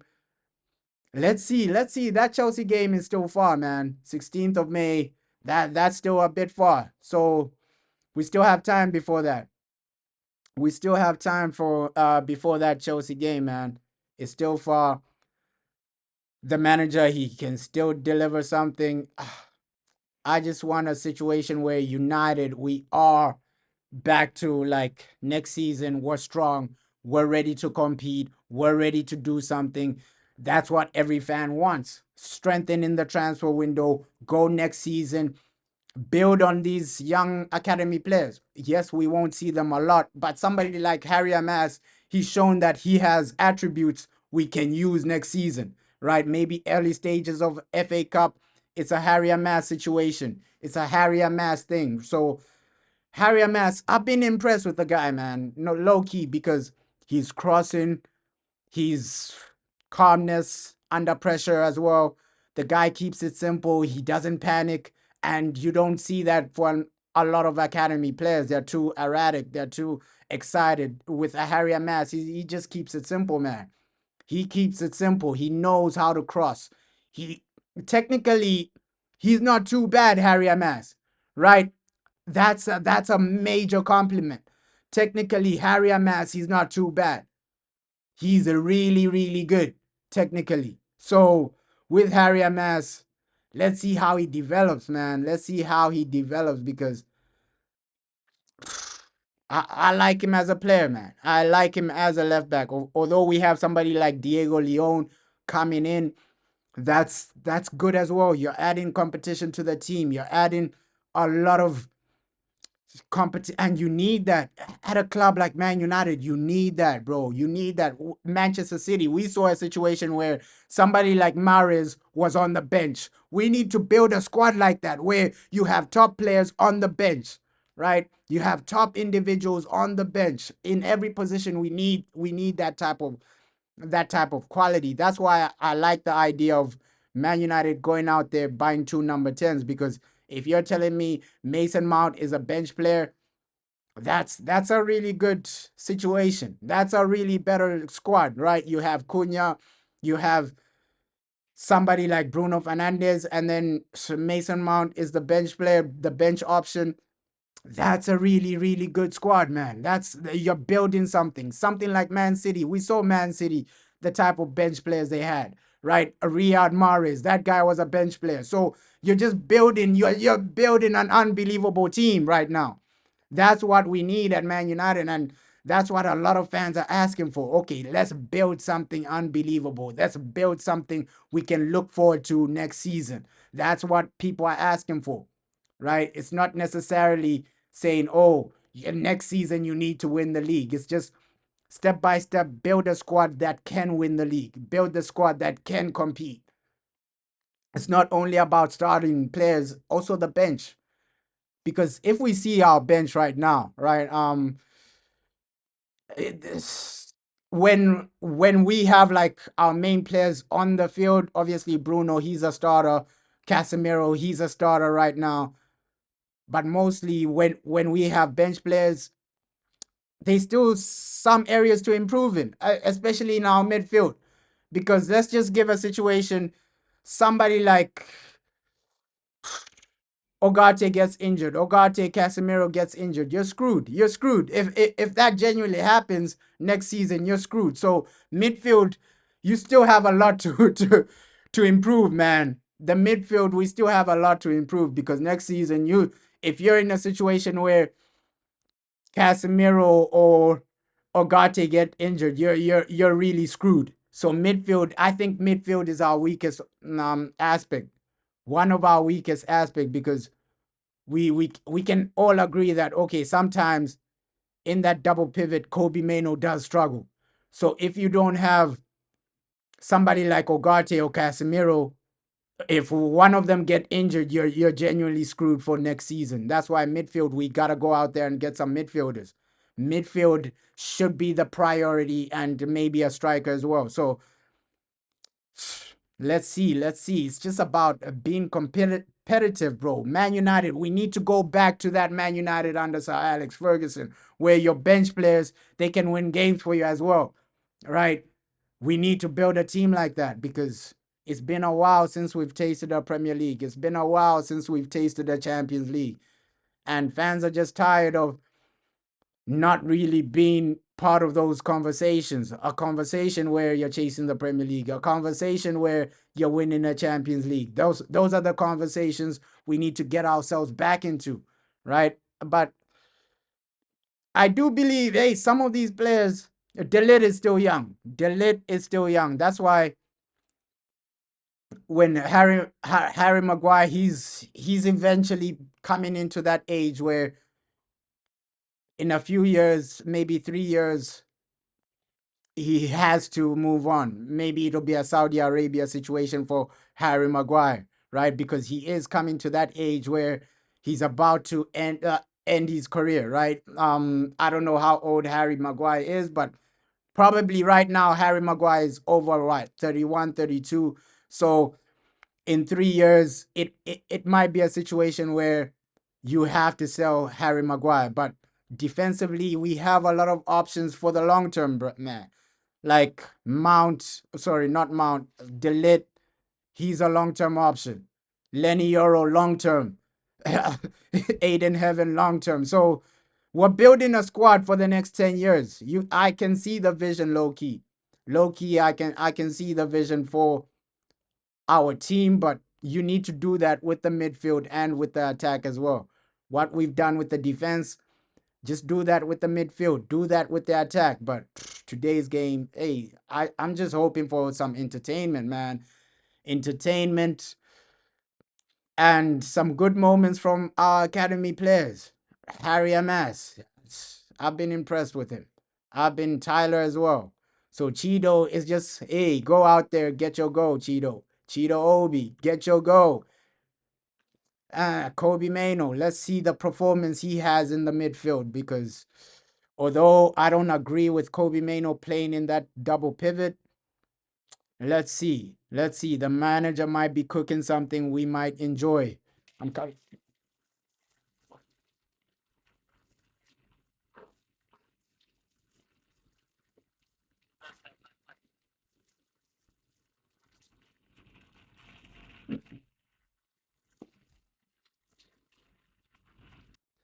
The manager might be cooking something we might enjoy, man. Come on.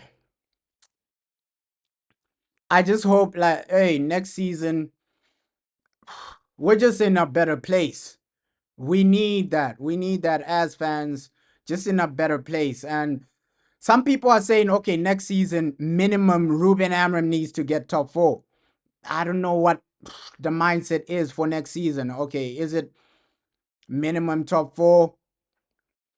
Because you have to judge the manager based on the summer we have, right? If it's the same players, I don't see us going from the bottom half of the table to top four. So we need a massive, massive, massive upgrade in the midfield, a massive upgrade in the attacking positions for us to consider a situation where you are competing for top four, right? Because we've been struggling, man. We have been struggling this season. So the transfer window is gonna be major for us. A major transfer window. Hey, that's gonna determine our season. That transfer window, low key, is gonna determine our season next season, right? Because if it's still the same situation, if you just bring in Cunha, nobody else to support in the midfield, no world class striker, I think we're screwed, man, for next season as well. I do think we're screwed if you don't strengthen next season. In the summer, if you only bring in Cunha and then the rest of the players are just average, an average striker, you just bring in a budget striker, you just bring in average midfielders, I think we're screwed again next season. So we just need to improve in all aspects, Manchester United, in all aspects, just improve. And yeah, let's just hear some of what the manager he's gonna do, like his pre-match interview as well. Let's see his mindset on okay, Cheeto Obi, his mindset on Tyler, and his mindset on Kobe Mano starting deep there. So this is the official Google formation. So Mount next to Garnacho in those number 10s, and it looks like it is a Kobe Mano next to Ogarte situation. I think both of them can perform, man. This team can perform. It just depends on what Brentford show up. Like if Brentford are literally, we've seen this. Brentford, they're not a joke, bro. They are not a joke. So we might. It will be a hard game, no doubt about it. Today, we're just gonna see a hard game, man. A genuinely hard game. Let's hope we win it, but uh I just want to be entertained first and foremost. As fans, we always want to be entertained first and foremost, but the manager, I do believe in him long term. Let's see what he does. He's gotten my respect for literally reaching the Europa League final, right? And I think that's going to give him more time with a lot of people. Reaching that Europa League final and winning that Europa League is going to give him a lot of time. But right now, it's just about performing, man. Premier League. Performances over results. That's just my mindset. Okay, let's just get a good performance from the players that do play today and just go out there, entertain some of the fans, bro. Entertain some of the fans. We're spending another Sunday watching Manchester United. All we ask for is just a performance and some type of entertainment because we've seen a lot of our Premier League games below average, man, below average. No real action, no real entertainment. We saw it in our previous Premier League games, right? Our last two Premier League games, what Wolves and Bournemouth, those were, yes, they lacked entertainment, bro. They lacked entertainment. We watched those games, Wolves, Bournemouth. So in the Premier League, these guys aren't really turning up, especially entertainment wise. That's what the fans are just asking for. Okay, please, at least a performance and some type of entertainment because especially that Wolves game, there was nothing going on when we played Wolves. Bournemouth, there was nothing going on. So at least today, just entertain the people, entertain the fans. Just go out there and yes, play some. We want to win, but play some good football at least. At least I know we have academy players on the field, some academy players, but just have some great moments where you can entertain, some great moments where you can get over the line, man. Ish. We've just been suffering in the Premier League, and our suffering is about to end. 4 more Premier League games to go, and then we have a Europa League final to look forward to. Right, 4 more Premier League games to go. Then you have a Europa League final to go to look forward to. So our Premier League misery is almost over. 4 more games, man. 4 more games. Just entertain us in those 4 games, man. Entertain the people, entertain the fans. Let's just go for it.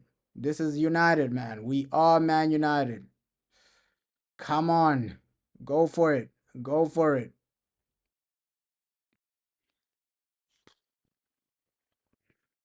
And there's been like a crazy situation also about what Sir Jim Ratcliffe is doing. I know some people are upset about this. Hey, Sir Jim Ratcliffe, he's about to fire like 200 staff members, right? There were reports about, hey, Sir Jim, he's literally firing 200 people. A lot of people were upset with this reports, right? And they're saying United highly respected football people in the club are about to leave, right?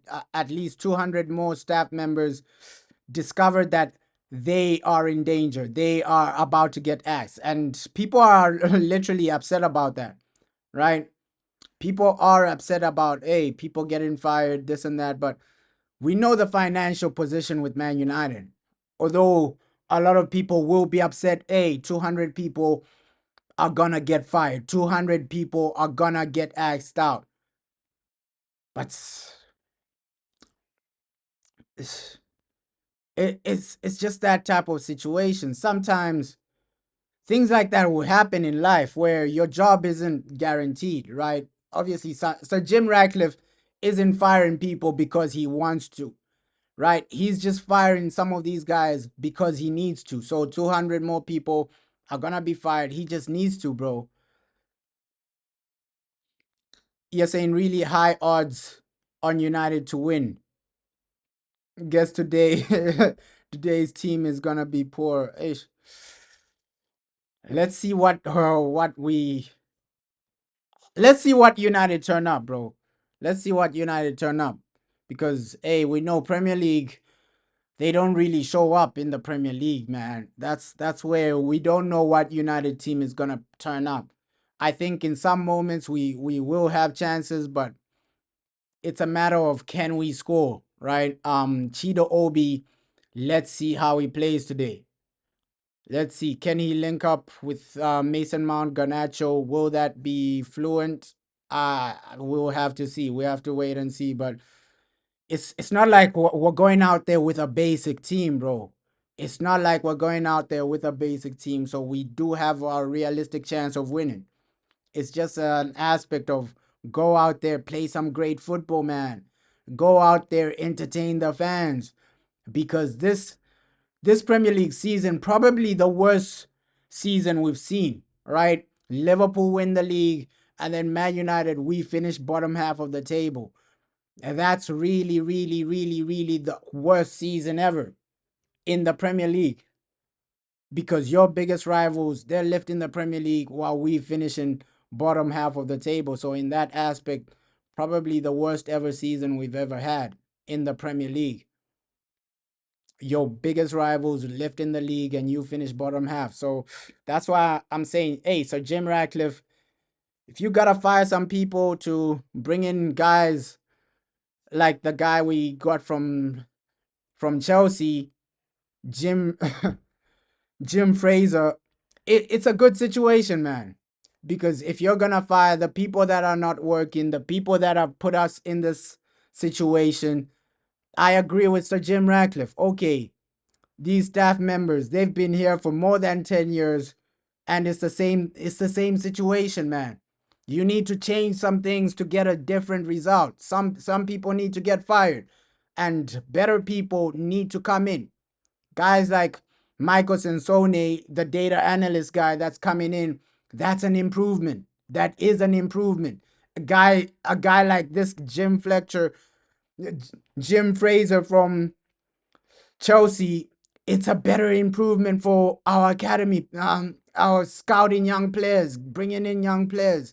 So Sir Jim Ratcliffe, yes, he's firing some people, but he's bringing in better people, right? He's bringing in better people. This guy, probably the people he's fired, their biggest CV was Man United. Before Man United, it was just a situation of where they got the job because they knew someone at Man United. But now we're signing people like this Jim Fraser. He has a CV from Chelsea where okay, he's the guy that brought Cole Palmer to Chelsea. He's the guy that brought a lot of good academy players to Chelsea. Even that Brazilian guy they have at Chelsea who's gonna come next season, he's the guy that scouted him. So we're bringing in better people, man. We need to fire some of the guys that haven't done anything in the last 10 years and bring in people that are competent. Guys like Omar Barada. I agree with Sir Jim Ratcliffe firing over 200 people because these are the same 200 people that haven't been doing anything. These are the same 200 people that have us in the bottom half of the table, right? So you need massive changes to change as an institution, to change as a club. So I'm not too upset with Sir Jim Ratcliffe firing people, man. Change needs to happen for us to start competing because we've seen, hey, these guys have been there for over 10 years. Nothing really happened. So you got to change to get a better situation. Somebody like Michael Sansone, that guy, he's going to come in behind the scenes, do a better job, right? Jim Fraser, he's going to come in behind the scenes, do a better job. So even our scouting departments, the scouts that have been there for more than 10 years, you need to fire half of those guys, right? You need to fire half of those guys. The scouts that have been here for more than 10 years, you need to fire them, right? The medical team that has been there for more than 10 years, you need to fire them because none of them are doing their job properly, bro. You need to go out there, okay, if it's a situation of, hey, we need to go to Man City and get some of their scouts, go to Man City and get some of their scouts. If you need to go to Chelsea, Real Madrid, get some of their scouts. Get people with a CV, not these scouts that before Man United, they weren't really doing anything, right? At least now you have people with a CV, right? Jason Wilcox, Omar Barada, right? Michael Sansone. These guys have a CV. The people we've had for over 10 years, lack of CV, bro. Lack of CV. So I agree with Sir Jim, bro. Just go out there, get people that have done it before. Get people that know how to build a club. Uh, get people that know how to actually build a club. And also some news about Jonathan Tah. I don't think he's gonna come. Yes, he's a free agent, and we've been linked to a lot of like free agents. Hey, Jonathan Tah, this and that. But with Jonathan Tah, I just think he's waiting for his guy. His guy, Xavi Alonso, man. When Xavi Alonso goes to Real Madrid, he's gonna follow Xavi Alonso, man, because we know him and Xavi Alonso, they have a great relationship. It's just gonna be another. It's gonna be like Anthony and Eric Ten Hag, right?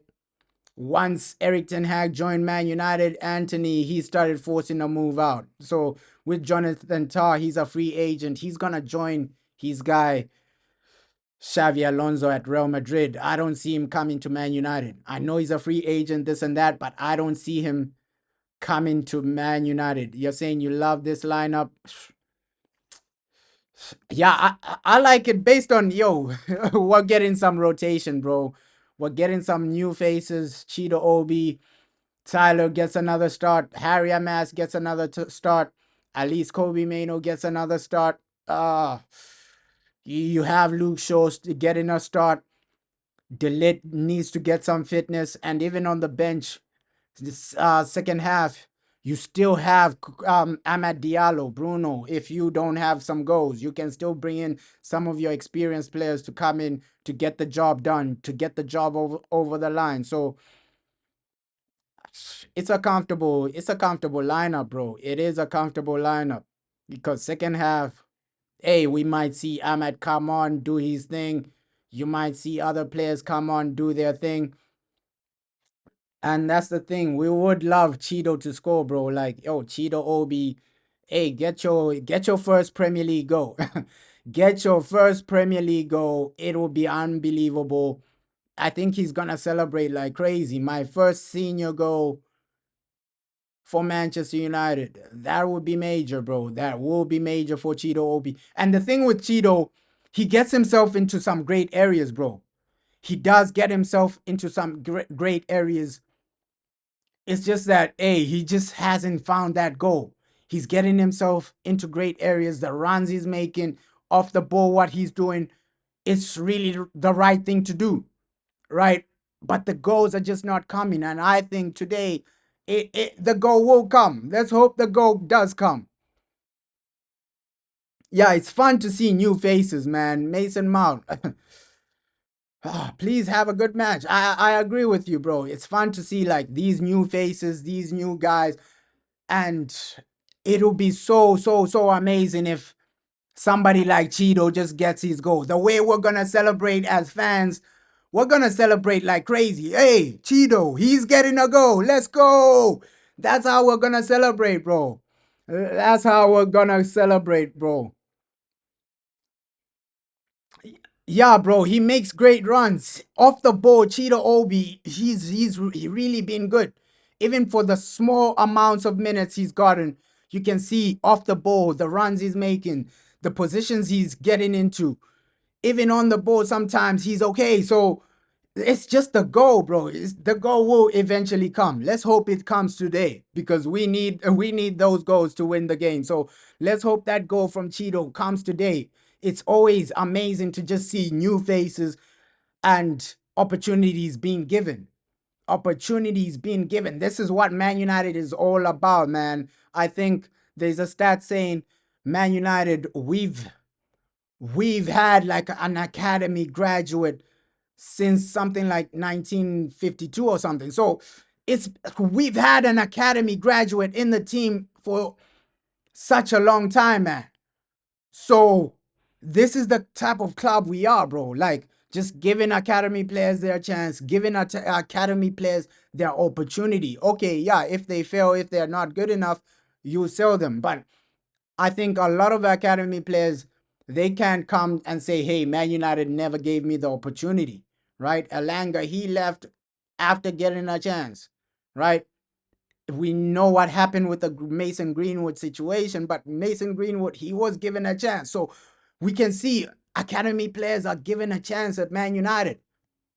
I'm not saying every academy player is given a chance, but if you're good enough, you're given a chance. The players that are good enough, they are given a chance, bro. That is Manchester United. You're saying will Ahmad and Dalit start on Thursday? I think he's still trying to like get the fitness of Dalit up. You can see, okay, right now Dalit is starting. I think the manager might just stick with the same lineup. Thursday, he might just stick with the same lineup. Lindelof might start again. And then it might be a situation of second half. That's when Delit and Ahmad come on. I think he's still trying to get their fitness up. We're going to see a lot of Delit in these Premier League games before the end of the season, at least before that Europa League final. Just build their fitness, build their match awareness, because that's going to be important for something like a final. I know Ahmad, he came in the previous game, he was doing his thing, bro. He was doing his thing. Like Ahmad came on and it felt like he never missed a game. The way he was playing when he came on, it felt like he wasn't even injured. He didn't even need any time to settle in. So if it is a situation of, hey, Man United, we reached the Europa League final, a lot of our players will be ready. Delit, by that time, he'll have had match fitness. He'll be ready. Bro, most of our players will be ready for that game. And I don't know, will if we win the Europa League, does Cheetah Obi get a medal or not?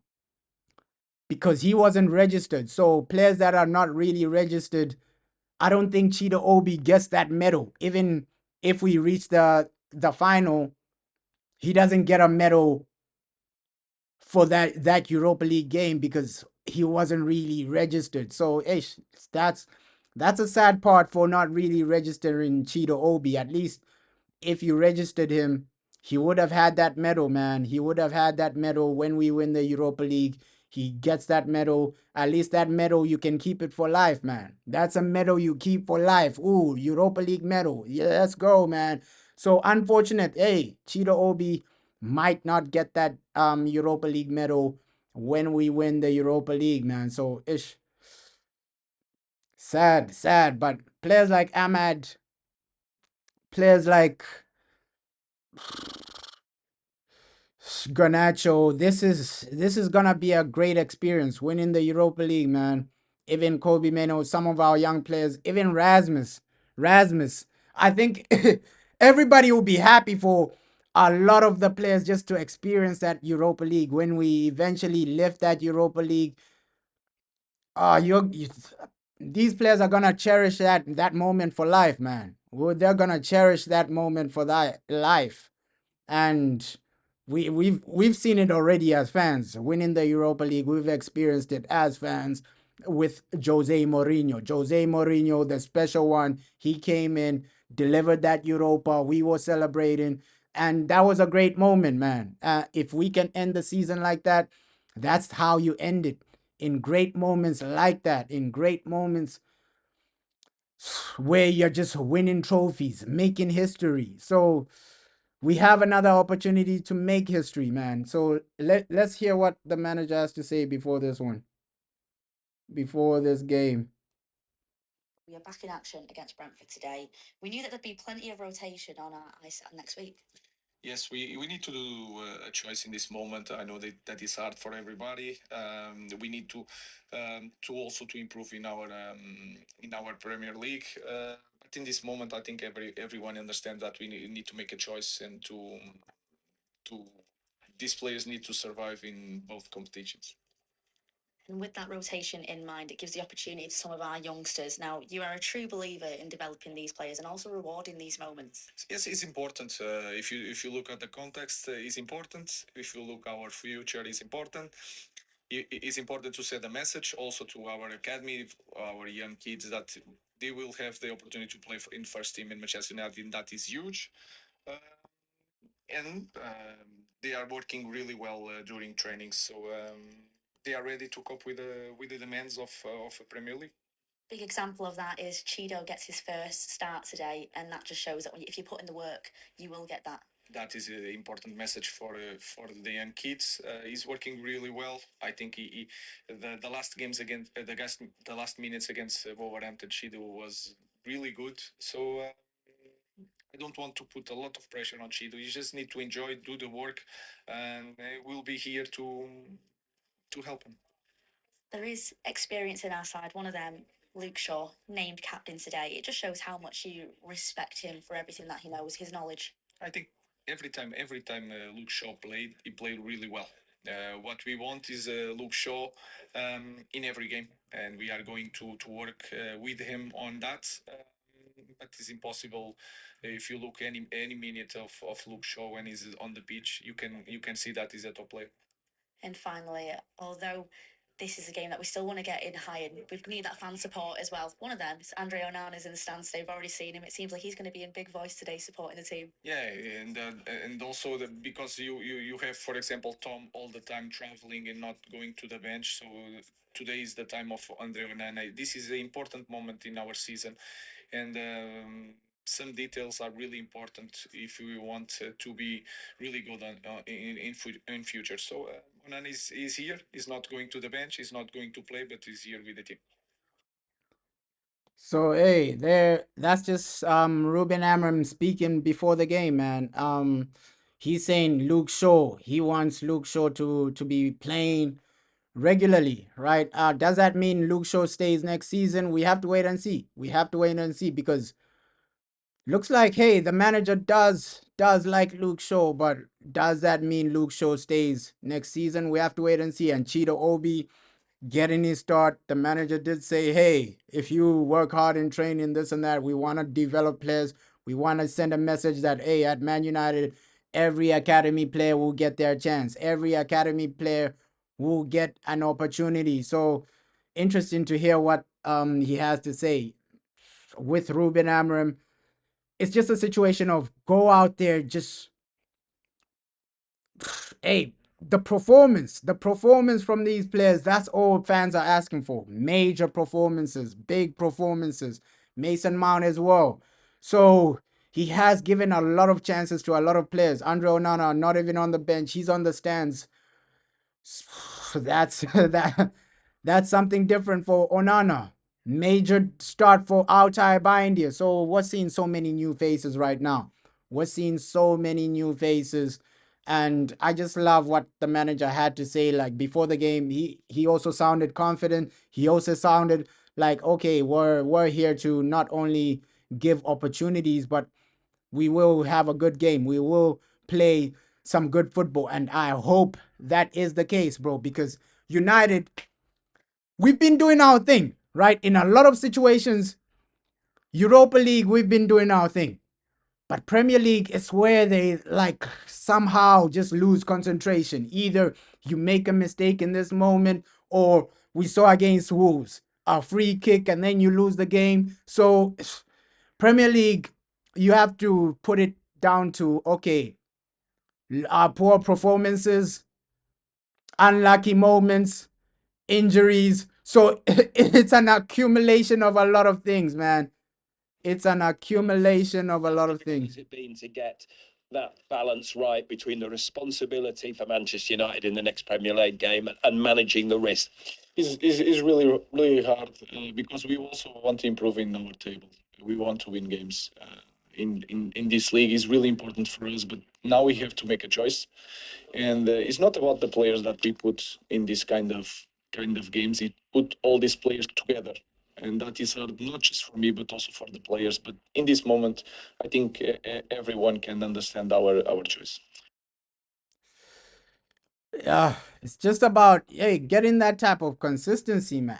Getting your consistency in, just winning the game. So Premier League, a lot of moments have defined our horrible season, right? I'm I'm not saying it's all down to injuries, but that's another aspect. If you have Diallo in some of these games, you win a few more of these games, right? You get a few more goals. So Premier League, there are a lot of situations we have to look for. We have to look at for the reason we're in the position we're in, right? Lack of consistency, lack of goals in a lot of moments, lots of mistakes, especially like early stages of the Premier League, failing to defend corners, lots of mistakes, lots of errors. You're conceding too many goals, injuries as well. It's so many things just have just accumulated together to bring us into this point. But today, I think we can do it, bro. I think we can do it. I think we can get a major result. I think we can get a massive result, and just do what you need to do. Do what you need to do. This is Manchester United, the best club in the world. If we can't win this, of course, we've given up on the Premier League as fans, but a good performance. If we can't win this, if it's a draw situation, I don't think too many fans will be upset. We're just looking for, okay, what type of performance are you guys gonna give us? What type of performance are you guys gonna come out there and deliver for the people, man? Deliver for the people. Hey, Mbappe scores. Mbappe scores. I have the La Liga game on the background. Yo, Mbappe scores. He gets his goal. Whoa, Mbappe, what a goal from Kylian Mbappe. What a goal from Kylian Mbappe. But yo, Man United, just a few more minutes, man. A few more minutes. A few more minutes. We gotta go out there and just deliver. Go out there, deliver a good performance. Second half, if you can bring on Amad Diallo, do that, because I think we want to see Amad as well. We want to see Amad Diallo there as well, just delivering, just getting some minutes. And then Europa League, don't borrow it. So as fans, we're not asking for too much. This week, we're not really asking for too much. We're not really asking for too much. Just have okay performances, good performances in the Premier League, and then win the Europa. So that's not too much to ask. And I think we can genuinely do that. But for the Chelsea game, I want these guys to go out there and win. For this game, it's just about, hey, performance. Chelsea game, I want these guys to go out there and win, bro.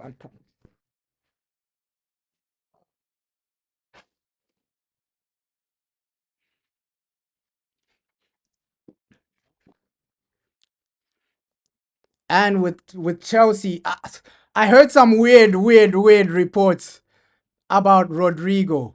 Apparently, Rodrigo to United. I didn't make a video on that, but hey, there's some weird reports about Rodrigo. Real Madrid are ready to sell Rodrigo, and apparently Man United are willing to bid 80 million. But these guys, bro, we know this is fake news. Like 80 million with Sir Jim Ratcliffe, the way Sir Jim Ratcliffe doesn't like to spend money, we're gonna spend 80 million on Rodrigo.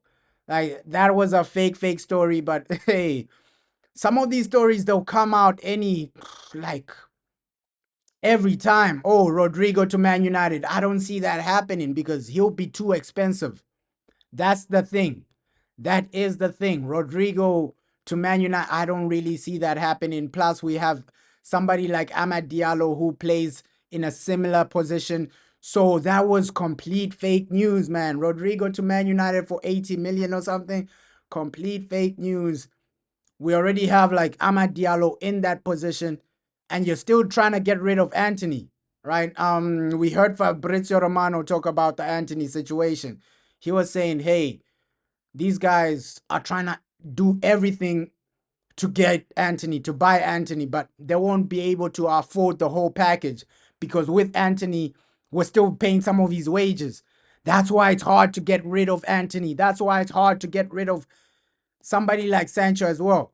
Sancho, we still have to remember he's still on trial at Chelsea. They might bring him back. So Anthony, Sancho, those wages, if Sancho doesn't join Chelsea, we're really screwed because those wages, Dortmund are not really taking him on.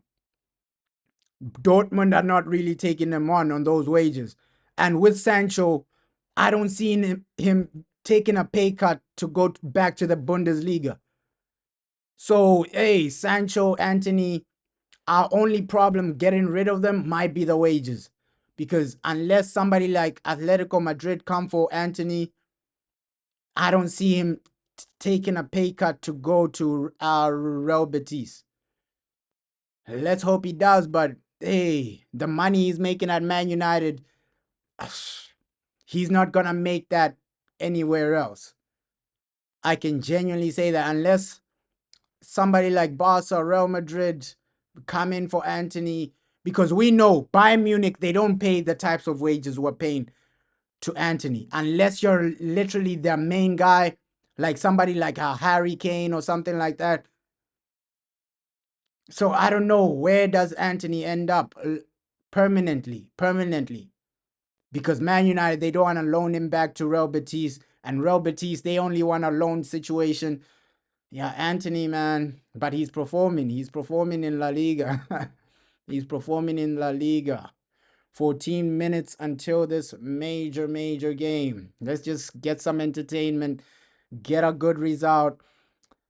And Cheeto Obi, your moment has officially come. Your time is here, bro. Cheeto, just go out there, bro. Get your goal, get your first goal. And let's hope we do create some chances, because we know United in the Premier League, the first half is always slow, right? You barely have chances, you barely have opportunities, you barely have goals. That's been the situation in the Premier League. So let's hope we see something better, because we need to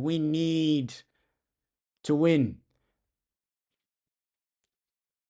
Because I'm just checking like our last 3 Premier League games. We haven't really won. A little bit more frustrated because We haven't really won in the last like few Premier League games.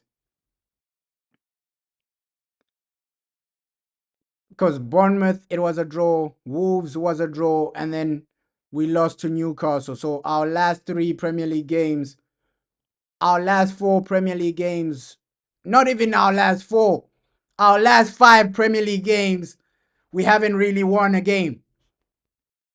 So since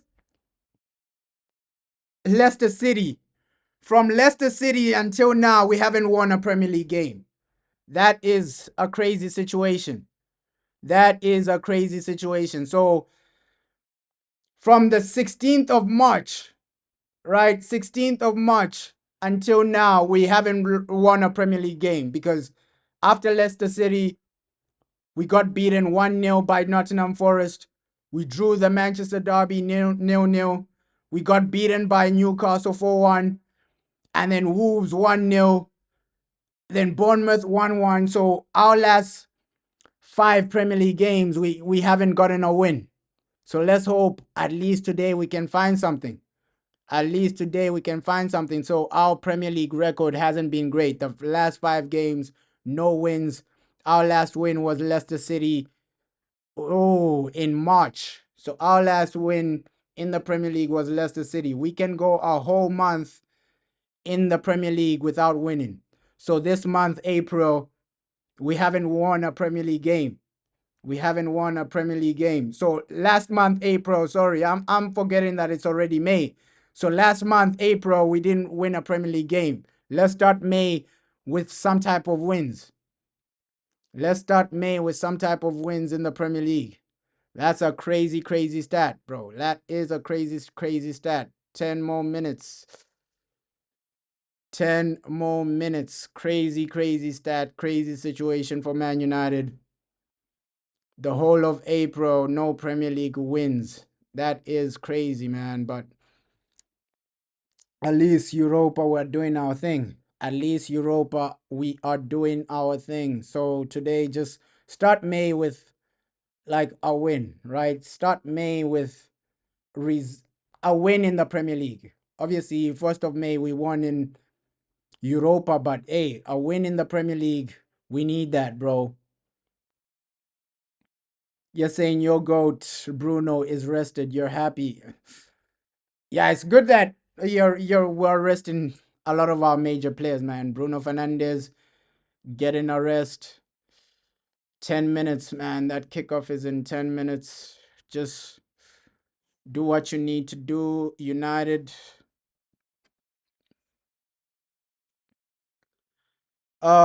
Let's just go back to like winning ways, man. Go back to like winning ways. 10 minutes. Go back to like winning ways. In the Premier League, we need to go back to winning ways. At least Europa League, our run is really good, but in the Premier League, it hasn't been so good, bro. The results haven't been there. The results haven't been there in the Premier League. Come on, United. Oh, and a great start from all the players. Like, let's just hope it's a situation where these guys are looking for Chido Obi. He's made some brilliant runs in his other Premier League games. He's been in great situations, but people are not looking for him. That's the only downfall. Nobody's looking for him. Like, off the ball, this man is making some great runs, bro. You're saying one play Manchester United need to visit from Ajax scouting department is Hato. I think he could be the perfect left back and left wing back. With the left wing back situation, we know Patrick Dogu is Ruben Amorim's number one. So I don't see us going to get another left wing back, bro. I don't see us going to get another left wing back. If we do get another defender, it might just be a right wing back, bro. So left wing back, we know Patrick Dogu is Ruben Amorim's guy. And even right wing back, when Diego Dalot is back, he'll be he'll be back in the starting lineup. When Diego Dalot is back from his injury, I even forgot that the guy is injured. I even forgot that the guy is injured because we've seen without Diego Dalot, even in the Europa, we've been okay, bro. We've been okay without Diego Dalot. So, hey, we didn't even notice that, hey, Diego Dalot is missing. We didn't even notice that, hey, Diego Dalot is missing. That Europa League game against Athletic Club, we were just fine, bro. We were fine without Diego Dalot, and that just shows you the lack of impact Diego Dalot has in the team, bro. Of course, there'll be some games where he's unbelievable, amazing, but he's easily replaceable. You can see that, okay, Diego Dalot is easily replaceable, bro, because we went into that Europa League game and didn't even notice that, oh, Diego Dalot is injured. But then if somebody major really gets injured, like Bruno Fernandez or let's say De Ligt, you're gonna feel that. You're gonna really feel that, bro. You're gonna really feel that.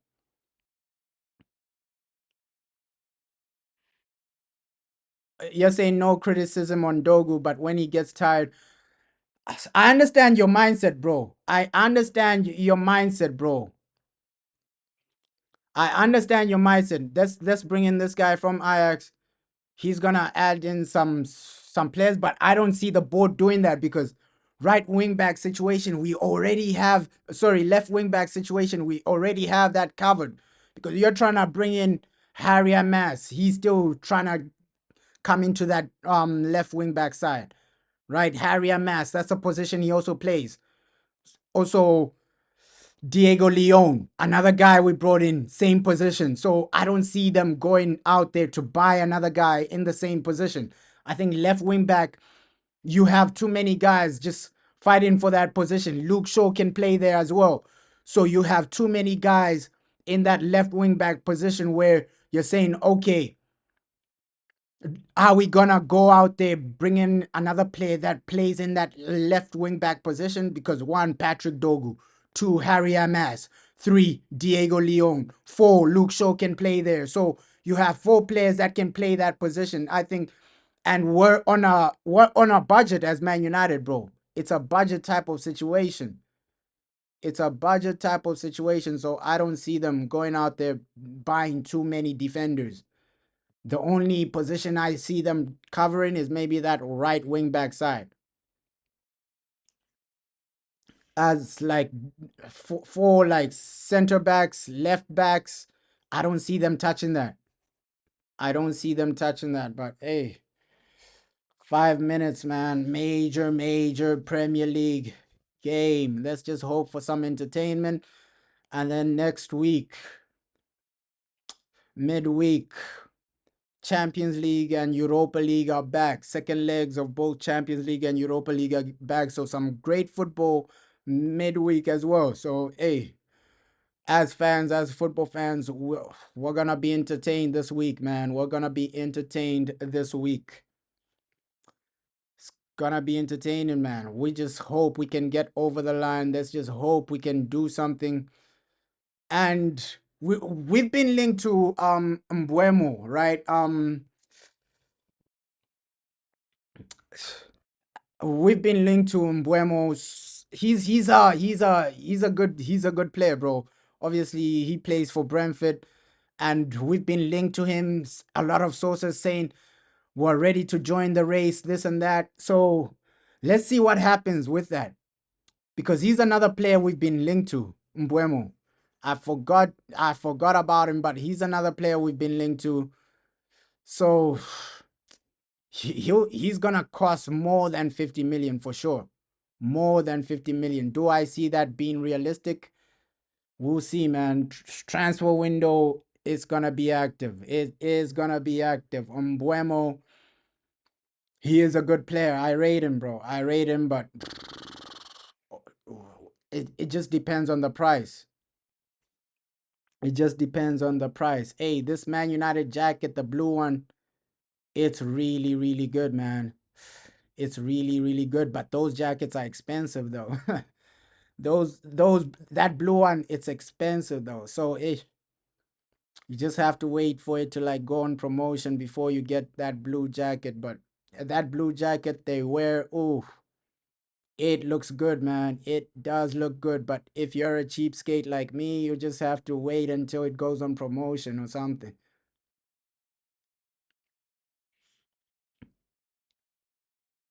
Oh, finally, man. Premier League. Let's just get a result. Get a result. Come on. Get a result. Get a performance. We need this. We need this. Even the Brentford starting lineup, it really looks good.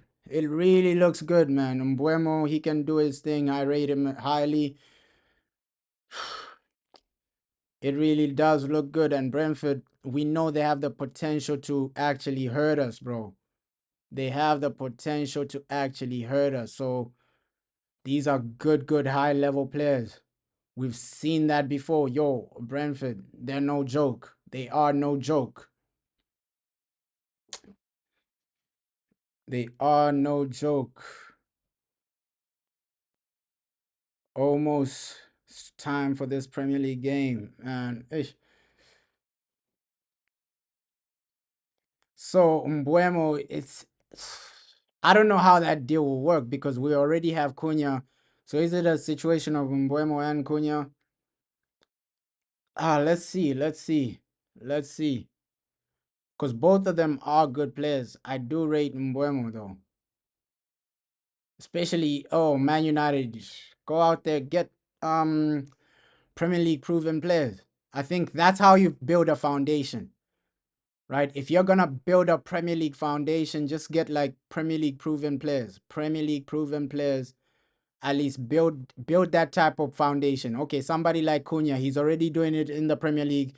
He already has that Premier League experience. He already knows that Premier League extremely well. You build that foundation, and then you can start building. Okay, guys from other leagues, right? You have a core Premier League foundation, guys. I can do it in the Premier League, so that you don't over risk it, right? You don't over risk it. You have a Premier League foundation. That's how you just build a team to go back on top, bro. Build a team to go back on top in the Premier League. And here we go, man. Here we go. First half of it's officially match day. Yo, yo, yo, my bro. Yo, yo, yo. Match day, bro. Match day, bro. I don't know if you've heard of that. Yeah, finally Cheeto Obi is starting. Finally Cheeto Obi is starting, and here we go. Here we go. Premier League, showtime, game time. Let's do this. Alejandro Garnacho, the manager, looks extremely serious right now. Here we go, man. Here we go. Kick off. Kick off. Kick off. Here we go. Here we go, man. Yeah, Cheeto Obi finally starting, bro.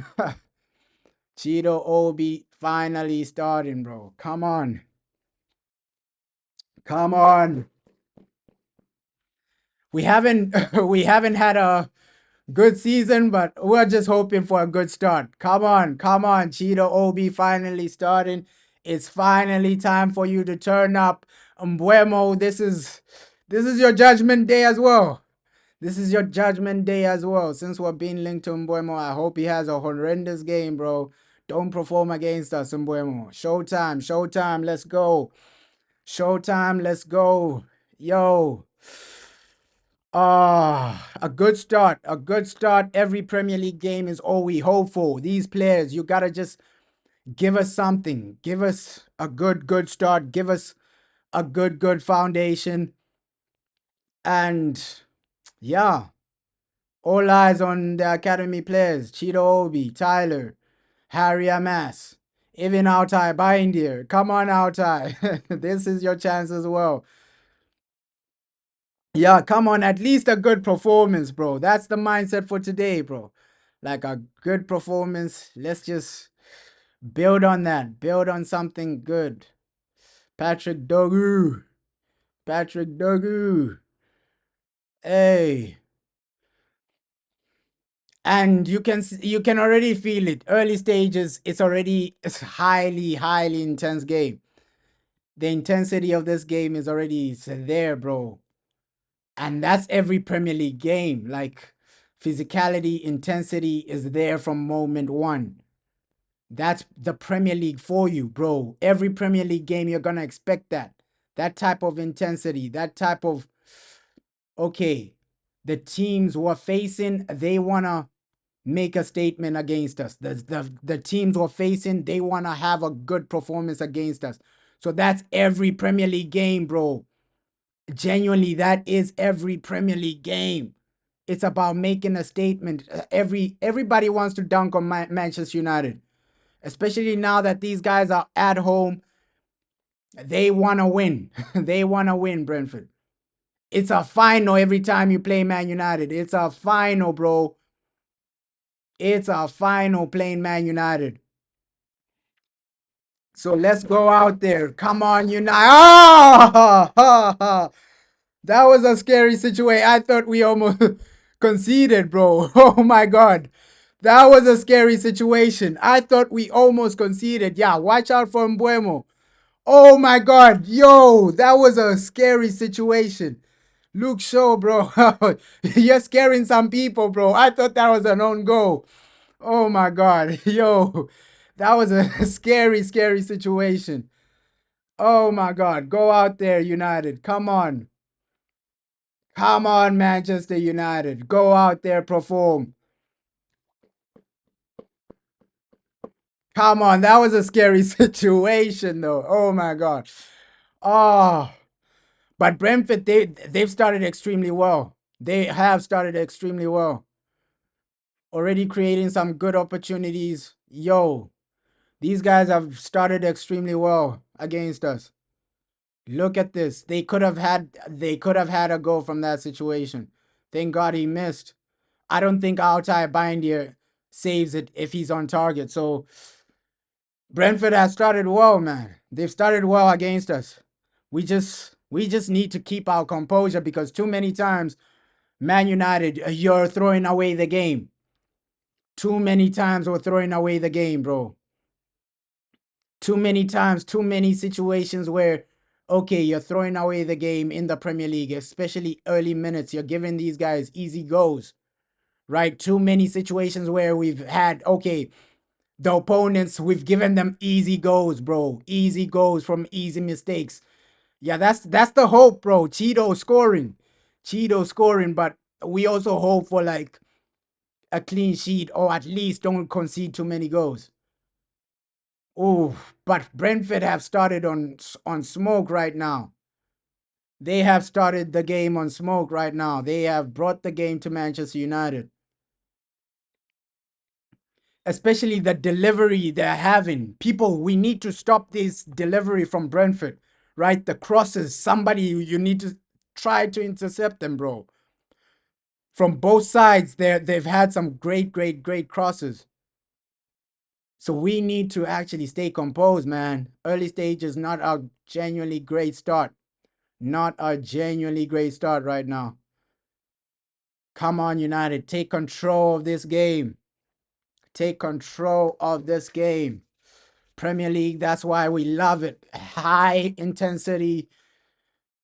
Although some games are boring, but the high intensity, that's what I love about the Premier League. High intensity, like also the physicality.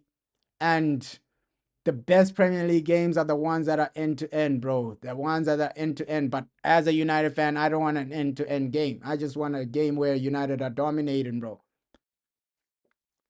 Come on.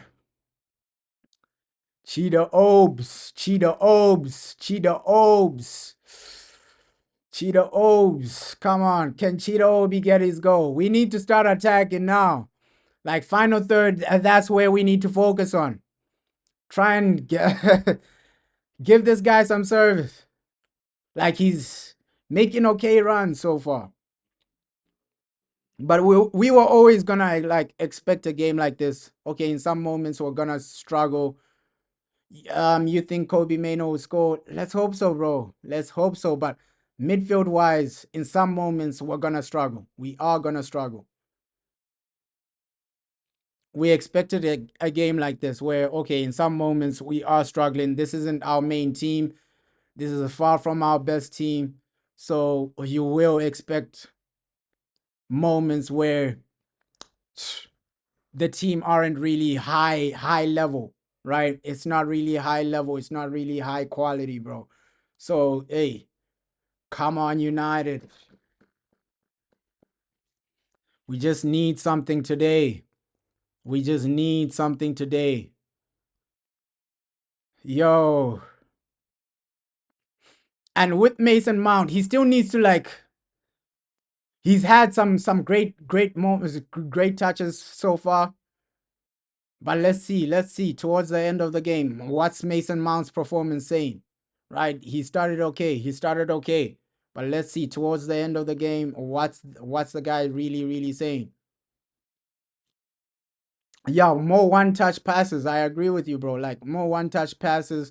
It needs to be a bit more fluid where at least you're being decisive. You're being decisive with the passing. Okay, try and pass it in an aspect of where you're trying to get the ball into the Brentford half.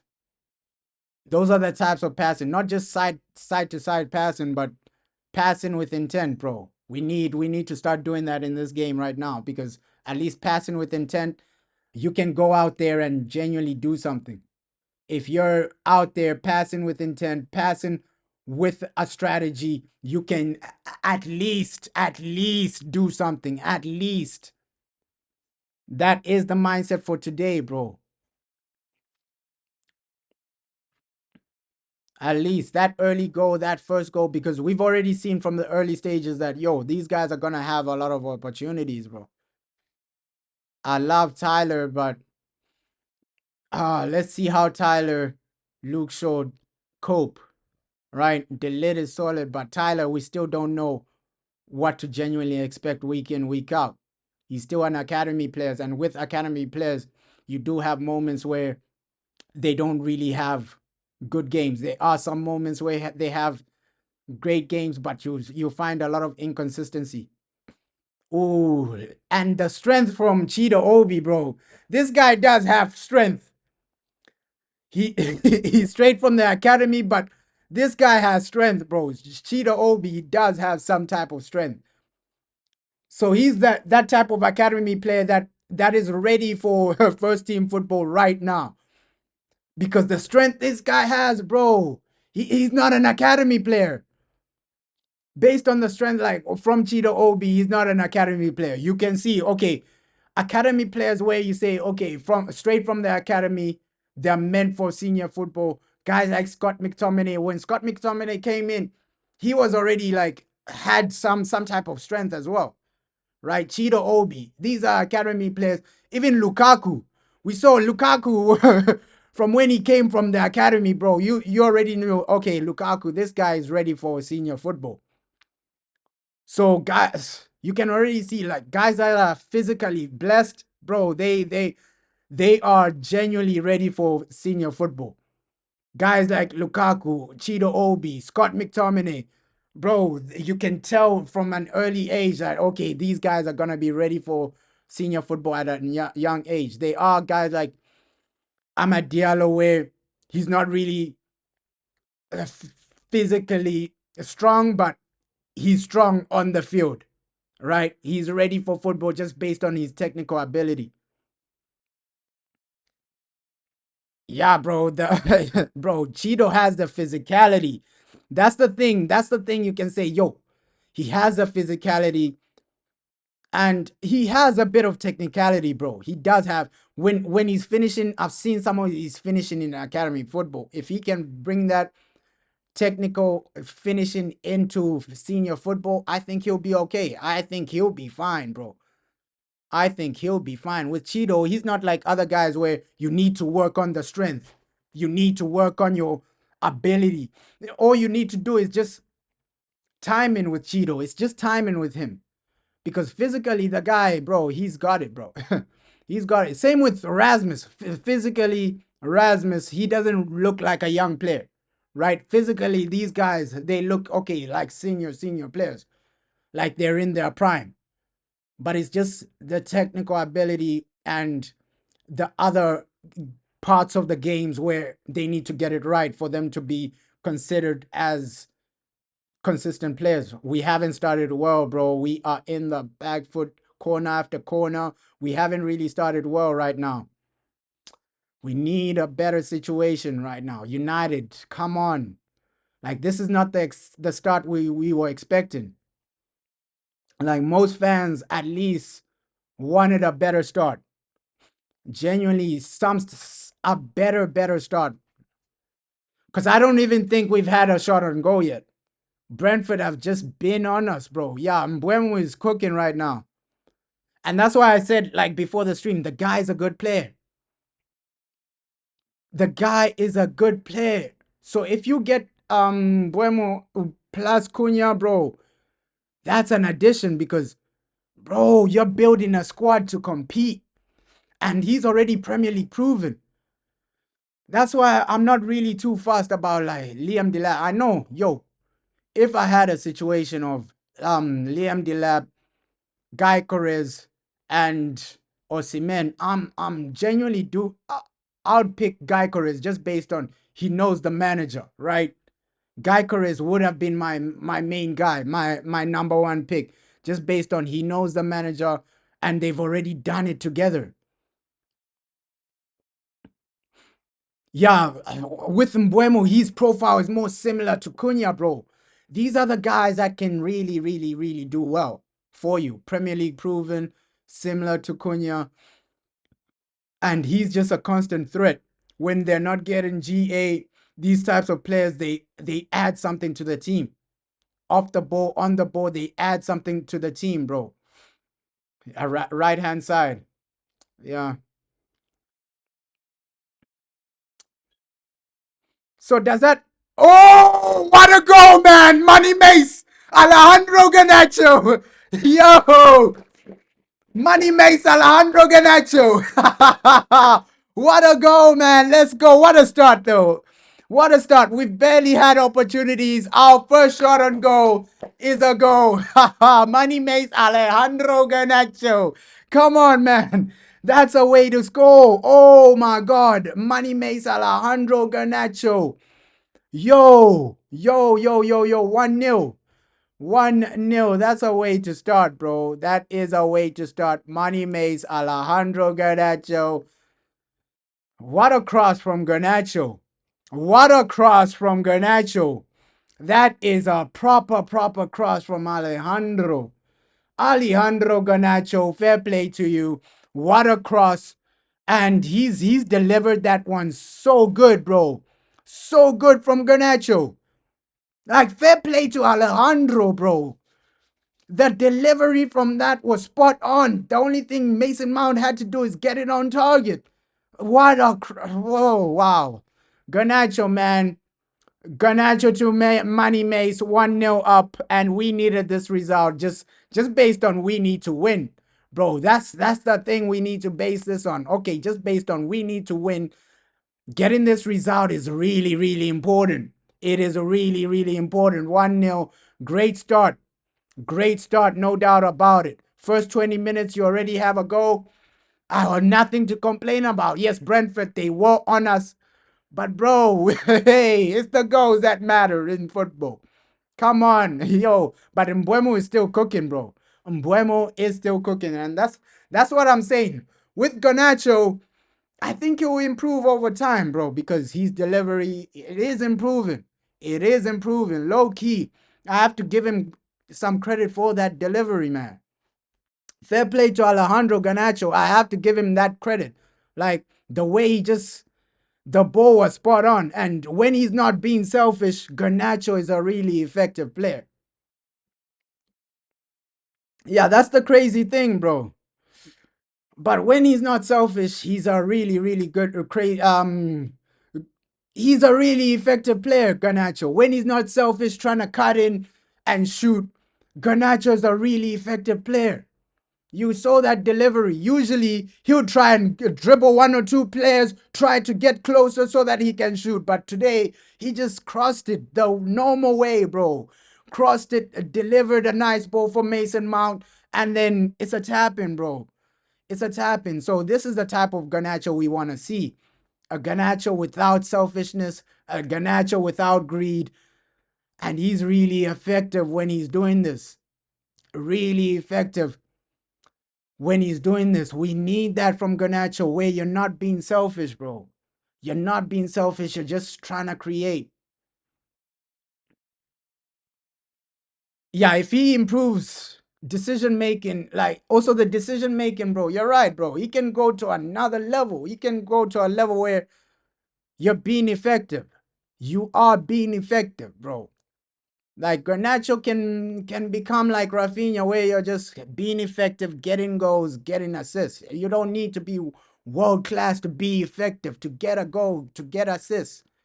Like you, with Rafinha, he's only doing that for Barcelona because the guy isn't selfish, right? The guy isn't selfish. I'm not saying Rafinha is world class. He's a fake Brazilian, but he isn't selfish. If Garnacho can genuinely become that type of player where, okay, you're more of a team player, bro, it's a different type of Garnacho. Because usually fans are frustrated when Garnacho is just cutting in, shoot, being selfish. Oh, there's another guy here. You're still being selfish. And with Mason Mount, fair play to you, Mason. Fair play to you.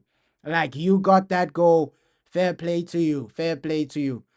And those are the good runs Mason Mount can make as well. Like, I have to point that out as well. Yo, Mason Mount, those are the good runs he can make from attacking midfield. Okay, when you're countering this guy, he knows the positions to be in. Yeah, like Lamine Yamal, his priority is to assist, bro. Yo, 24 assists is crazy for Lamine Yamal. 24 assists is crazy, but you can see the type of football Hansi Flick plays. These guys, they can genuinely score over 100 goals in La Liga this season. So they're scoring a lot of goals. They are scoring a lot of goals, Barcelona, bro. But yeah, with Garnacho, just try to become creative, bro. If you become that Alejandro Garnacho, here I'm here to create, I'm here to provide. A lot of fans won't be complaining. A lot of fans won't be complaining because with Garnacho, it's just a matter of okay, the guy is selfish in a lot of moments.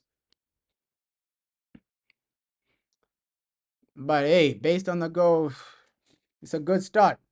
Considering the fact that this isn't our first team, you already have a goal over the line. Ah, it's an okay start. Like before the goal, we were getting cooked, bro. That was our first shot on target. Before the goal, that was our first shot on target. But now you can relax, you can breathe, right? That goal gives you breathing space. It gives you breathing space. And now the way we're countering, you're countering with Brentford. Now they have to go out all out for that first goal. They have to go all out. We're in a good position right now. We're in a good situation right now, man. We are in a good situation right now. Credit to United, bro. Credit to United. Cheetah Obi. Let's hope he gets his goal today. That's just what I'm excited for. That's just what I'm praying for. Yo, can this guy get his goal? Cheetah Obi. Come on, bro. Get your first goal. Get your first goal. Because the celebrations for that, they're going to be crazy. They are going to be crazy. When Cheeto celebrates his first goal, it is going to be crazy, man. Come on, United. Come on. And we're seeing a crazy moment where, okay, Kobe Mano, he hasn't been too bad, but they are some moments where Brentford, they are literally dominating the midfield in some situations. But at least now we have breathing space, though. Let's see.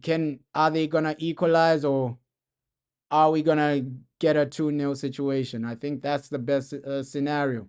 I also want Altai Bindia to keep a clean sheet. So yeah, United, just go out there, man. Just go out there. Get the job done. Just go out there, man. Get that job done. Altai, your first clean sheet. That's a massive statement. Your first clean sheet this season. That's a massive statement. And even like the positioning of Garnacho, bro. I'll be like one of the main criticizers for Garnacho, but today, even the past few games, it's like he's maturing as a player. You can see the guy is maturing as a player, a bit less selfish, keeping the right position, keeping the right, because usually you're complaining that why is Garnacho there, bro? You're not really, he lacked discipline before, right? Positional discipline wasn't there. He was all over the place. Decision making wasn't there with Garnacho, but now he's maturing as a player. He's maturing as a player, which is great to see. Which is great to see. Now it's not about, hey, I need to cut in and shoot. I need to do this. I need to do that. It's not no longer poor decision making, no longer not in the right position in some moments. He's maturing as a player, Garnacho. Fair play to him. Fair play to Alejandro Garnacho, man. Because you want to see this where your academy players are thriving, bro. Garnacho, come on.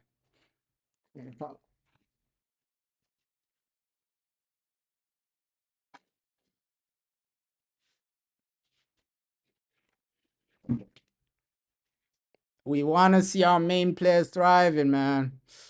Come on, Alejandro. Garnacho. Yo. But Cunha will be a different type of addition to this team, bro. Because I think Cunha takes us to the next level. That's why I can't wait for the guy to come. He's a different addition to this team. A different type of addition, bro. That guy is a real Brazilian. He is a real Brazilian.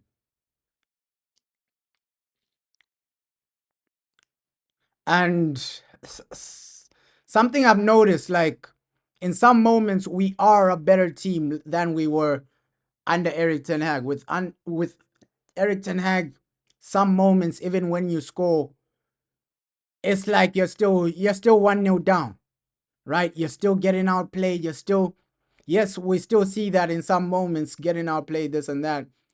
But it's not like under Eric Ten Hag where we're winning the game is 1-0, but it feels like we're losing it 5-6-0, bro.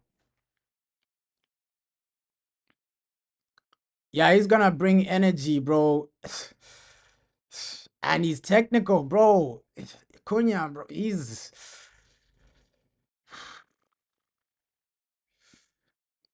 I just can't wait for Cunha, bro. Like, hey, Cunha, different level.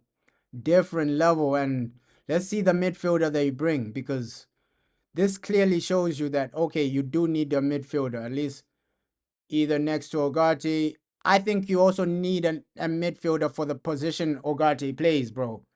I think we also need a midfielder for the position Ogate plays, because there are some situations where Ogate isn't really coping with the game, and then you need to sub him off. All right, so bringing competition in the midfield is needed, bro. Because let's just say you have another. Yeah, Ogate is playing well right now. Ogate is playing well right now, but I'm just saying in a scenario where, yeah, Edison, bro, Edison, in a scenario where okay, because the situation we're in right now, if Ogate and Casemiro get injured, we're really screwed. We are genuinely screwed. So if we go into this type of situation next season, like you only have Ogate, Casemiro turning up in that midfield, you're genuinely screwed if one of them get injured. So you at least you need two midfielders to just bring in like squad depth and quality, right? You can never have too much quality in the team, bro. Like just keep improving step by step. At least we did get that goal, bro. Because if it was still 0-0, Brentford have dominated a lot of this game, but they've failed to get a goal. So hey, at least we got that goal, bro. Yeah, Frederiksen, he's quality. He is quality. And you can 1-1. Damn. 1-1. Lack of concentration. Lack of concentration. 1-1. Corner side type of situation. 1-1. Oh. Oh no. 1-1, man. No way we just conceded like that. Ugh. So looks like we can write an Altai Bindia clean sheet out of the way. It's like Bindia has never gotten a clean sheet. That's crazy. Oh, that was such a disorganized goal to concede, though. Such a disorganized goal to concede, because we can see there Harry Amas was bullied. Failed to win the header. I don't even blame Harry Amas there. He was bullied. Obviously, he didn't have the physicality to win that header. And then, just a disorganized goal to concede, bro. Just a disorganized goal to concede. Yeah, goalkeeper needs to be like a priority. But we've heard rumors that Ruben wants to stick with Onana. He loves Onana, bro. So we won't see a new goalkeeper. We won't see a new goalkeeper, because even the way he was talking about Onana in the interview before the game, he was saying, "No, I love this guy, this and that. He's the future for us. I'm sticking by him." So Ruben Amorim publicly has backed Onana. So I don't see us buying another goalkeeper, bro. Jean Garcia from Espanyol. He would be great, bro. He would be great, but poor goal to concede there, because you could see, okay, somebody he needed support. Harry Amas there, he got bullied, failed to win the header. I don't even blame Harry Amas for that goal, bro. In such situations there, they're gonna bully you for the header and then disorganized at the back. We conceded a really, really poor goal right there. Oh, you're saying he says things like that. He's yeah. Maybe we will get like another goalkeeper. We just have to wait and see how the window plays out, bro. You're saying we need a young goalkeeper who can win his place over Onana and make Onana the second choice. Maybe that is the mindset because Bindier, bro, ish. Every time Bindier plays, you wanna back him, but he gives you moments where you say, yeah, yeah, yeah, yeah, yeah, yeah, yeah, yeah, yeah. He's also not good enough to be our main guy, right? So with Bindier, he also gives you moments where, bro, just like that moment where he's slipping from nowhere, right? He's slipping from nowhere. Altai Bindia is slipping from nowhere. So both Onana and Bindia, they give you moments where you're questioning them, bro.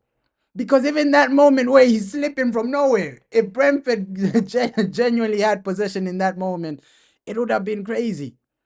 So with Altai, ish, I wanted to back the guy, bro. I wanted to back the guy, but my eyes tell me that, hey, he's also not good enough to be the main guy, bro. Both our goalkeepers are not really good enough to carry us as the main guys. So with Altai, I wanted to back this guy so much, bro, but he showed me too many moments where you can see, okay, yeah, Altai, not really convincing, brother. You are not really convincing.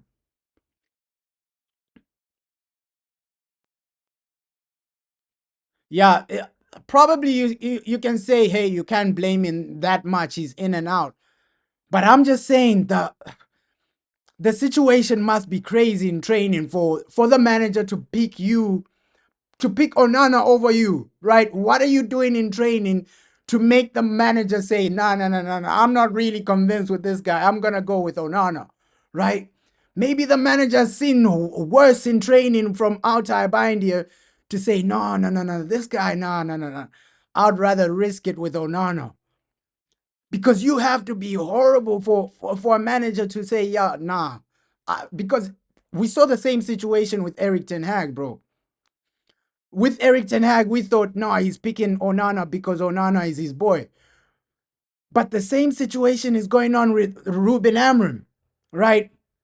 Ruben Amorim in like major games, he's saying, no, no, I can't be starting outside. We saw that Lyon second leg. Lyon second leg, he started Onana again. So outside, I don't know what he's doing behind the scenes to make the manager say, no, no, no, no, you're only the second choice. Second choice is your place. You're not starting big games. So maybe behind the scenes, outside in training, he's doing horrendous stuff, bro. Because for you to be like the second choice to Onana, you must have been unconvincing. But ish, let's hope we do find a goal, bro. Because Brentford, hey, low key in some moments they are outplaying us. We can see that these guys are in a situation where they will be the happier team. Besides that Mason Mount goal, we haven't really done a lot, bro. We haven't really done a lot in attack. Like in the final third, it has been non existent. We have been non existent, really. So, oh my God, 2-0. 2-0. You can't write this up. You can't make this up, bro. You can't make this up. Oh my God. That's why I was saying, yo, we need something, bro. 2-0. Come on, United. You can't make this up. You can't make this up. You can't make this up. That's what I was saying. I was saying just before that Brentford would be the happier team. You're saying Tom Heaton needs to start, bro. You have no choice right now. Like Tom Heaton, he can't do worse than this, bro. But even the way we're just getting outplayed, oh, the way we're just getting outplayed, the pressing hasn't been good enough. Aerially, we haven't been good enough. We're just getting bullied with headers. Like 2-0. Oh my God. You can see the headers were getting bullied. Pressing, we're not really good enough in that attribute. We're failing to stop crosses. Altai Bindia could have done more. Like, ish, it's just a mess. It's just a mess, bro. And Delete down injured again, bro. So, ish. Oh, and that's why before the game I was saying, hey, we don't want to rush Ahmad too quickly, because now we've already seen Delete, bro. Delete, bro, limping again. So, ish, let's not risk Ahmad. And that's what I was saying before the game. Hey, it's a better scenario we don't risk Ahmad. It's a better scenario if we don't risk Ahmad, because now you need to bring in Harry Maguire. Delete, oh man, because his injury was big, bro. So rushing him in too quickly, you can risk another injury, and we've seen that. Same with Ahmad. Let's not really rush the guys too quickly, right? That's why second leg, don't start Ahmad. Do not start Ahmad. Don't rush him in too quickly. At least second leg, you can get into the final without Ahmad Diallo, and then ease him into the team, right? Ease Amadi Diallo into the team when you know that, okay, 100% he can't get injured. That's when you can be okay. That's when you can be okay and certain, bro. You think now Delit will be out for the season? Let's hope not, bro. Let's hope not, because yes, Maguire has come on, but we're gonna need Delit, bro. It's disappointing. It's disappointing to see Delit come in and out, bro. In and out. He's done. He's done right now. So I think for this month, for sure, we won't see Delit. Right? Will he make it before the Europa League final? I hope so, but I don't think he even plays that final after this. I don't think he plays that final after this. Yeah, we need Delit for the final, but yo, we are so unlucky. We are so unlucky with injuries. And that's the aspect we have to consider as fans. Like, in so many moments, we've lost so many games. Oh my God. Don't even remind me about Lindelof, bro. Lindelof in the final. Oh my God. Oh my God. That would be, ish. Then Tottenham might just have a chance. So ish. We do need Delete for that final, because we don't want a situation where you're saying Lindelof for the final. Oh my God, Lindelof for the final, because the final isn't far away. 1 month isn't a long time, bro.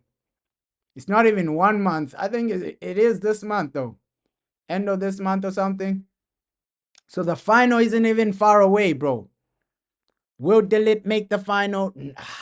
I don't see that, bro. I don't really see that, especially if his injury is massive.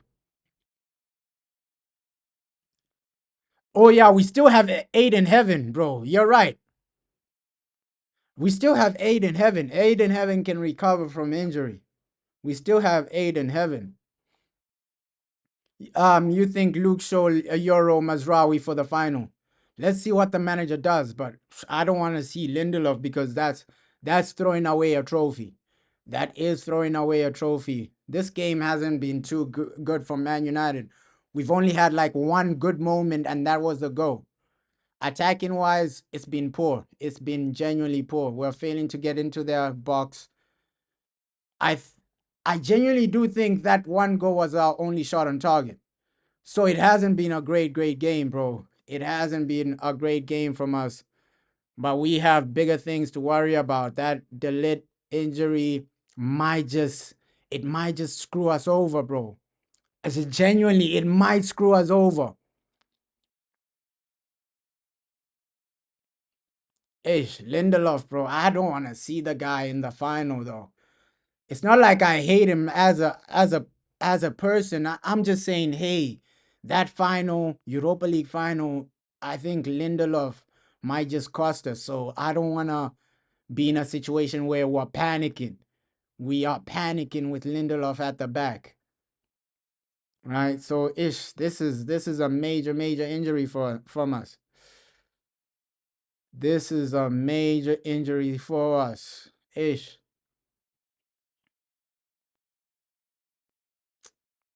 Damn, bro. But Maguire, that's that's the thing as well. Because what if Maguire also gets an injury, like in the Premier League? Oh, so before that final, we have to be cautious with some of the players, especially the major players. Like before that final, just be cautious with some of the players. Okay, we're gonna limit your game time, right? Harry Maguire, we're gonna limit your game time. Bruno, we're gonna limit your game time because that final, we're gonna need some of you guys. Of course, you're gonna be playing some games, but we don't want to risk an injury in the Premier League just just to mess up that Europa League final. Yeah, two first team starters are injured, Delit and Martinez. It'll be interesting next season, right? When Delit and Martinez are back, does does that mean it's just a bench situation for Harry Maguire? Because Harry Maguire has been playing well. Does that mean it's just a bench situation? Because I do know, the manager, he loves Mazraoui. He's not dropping Mazraoui for anything. Like next season, Mazraoui is his guy. So that back three, Lenny Yoro and Harry Maguire might just be bench players. Which is not a bad problem to have, bro. That's a really strong defense. If you think about it. Just think about it. Lenny Yoro, Harry Maguire benched on the bench. When our full team is literally fit. You have Martinez. Obviously, Martinez, let's see, he will be starting. Martinez will be starting. And with Martinez, we've seen he's injury prone. So I wouldn't write it off for him to get another injury, bro. I wouldn't write it off for Martinez to get another injury. These guys could have had three. These guys could have had three. Hey, we are getting cooked right now, man. We are getting destroyed right now. It hasn't been the best in the Premier League. Over a month without a Premier League win.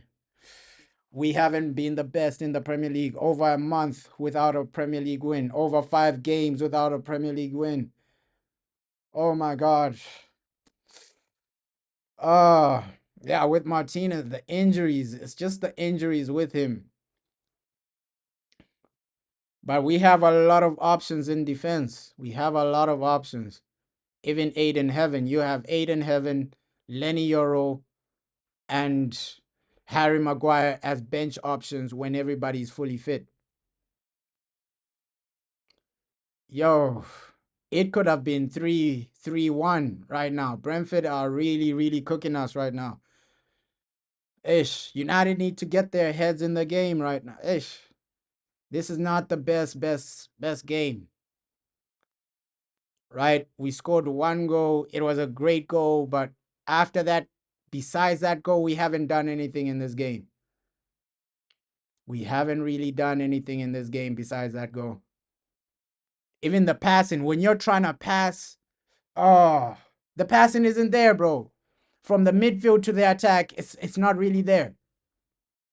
You can see when we're trying to attack, when we're trying to get a goal in the final third, it's not really there. Defensively, we haven't been great, especially aerially in this game. We're getting bullied with headers. We're getting bullied. So failing to stop crosses, failing to press. It's been a disaster today. It has been a disaster. And there we see another Premier League game where you're saying this team is injury prone. We need to sell some players in summer. Like, yeah, with the injury prone players, bro, we can't go season in, season out, hoping they come good, bro. Because we can see, okay, yeah, Luke Shaw, we know Luke Shaw, he's injury prone. We can't go into a season saying, okay, we're gonna rely on Luke Shaw, right? Luke Shaw, we already know the guy's injury prone. So, my God, that was almost 3-1. Oh my God, we are getting cooked right now. We are getting cooked. Oh my God. Especially set pieces, bro. Set pieces. Yo. Set pieces. We need to start defending this. set pieces a bit better, especially in this game. We are getting cooked right now. Oh my God. But some top saves from Altay Bindia. I wouldn't call the second one a really, really top save. It was right to him. But the save before that, it was a top save. Oh, halftime and we're trailing. Not the best situation we want to be in. Yeah, but it is hard to sell like injury prone players. You're right, bro. Like selling some of these guys that get injuries every single month.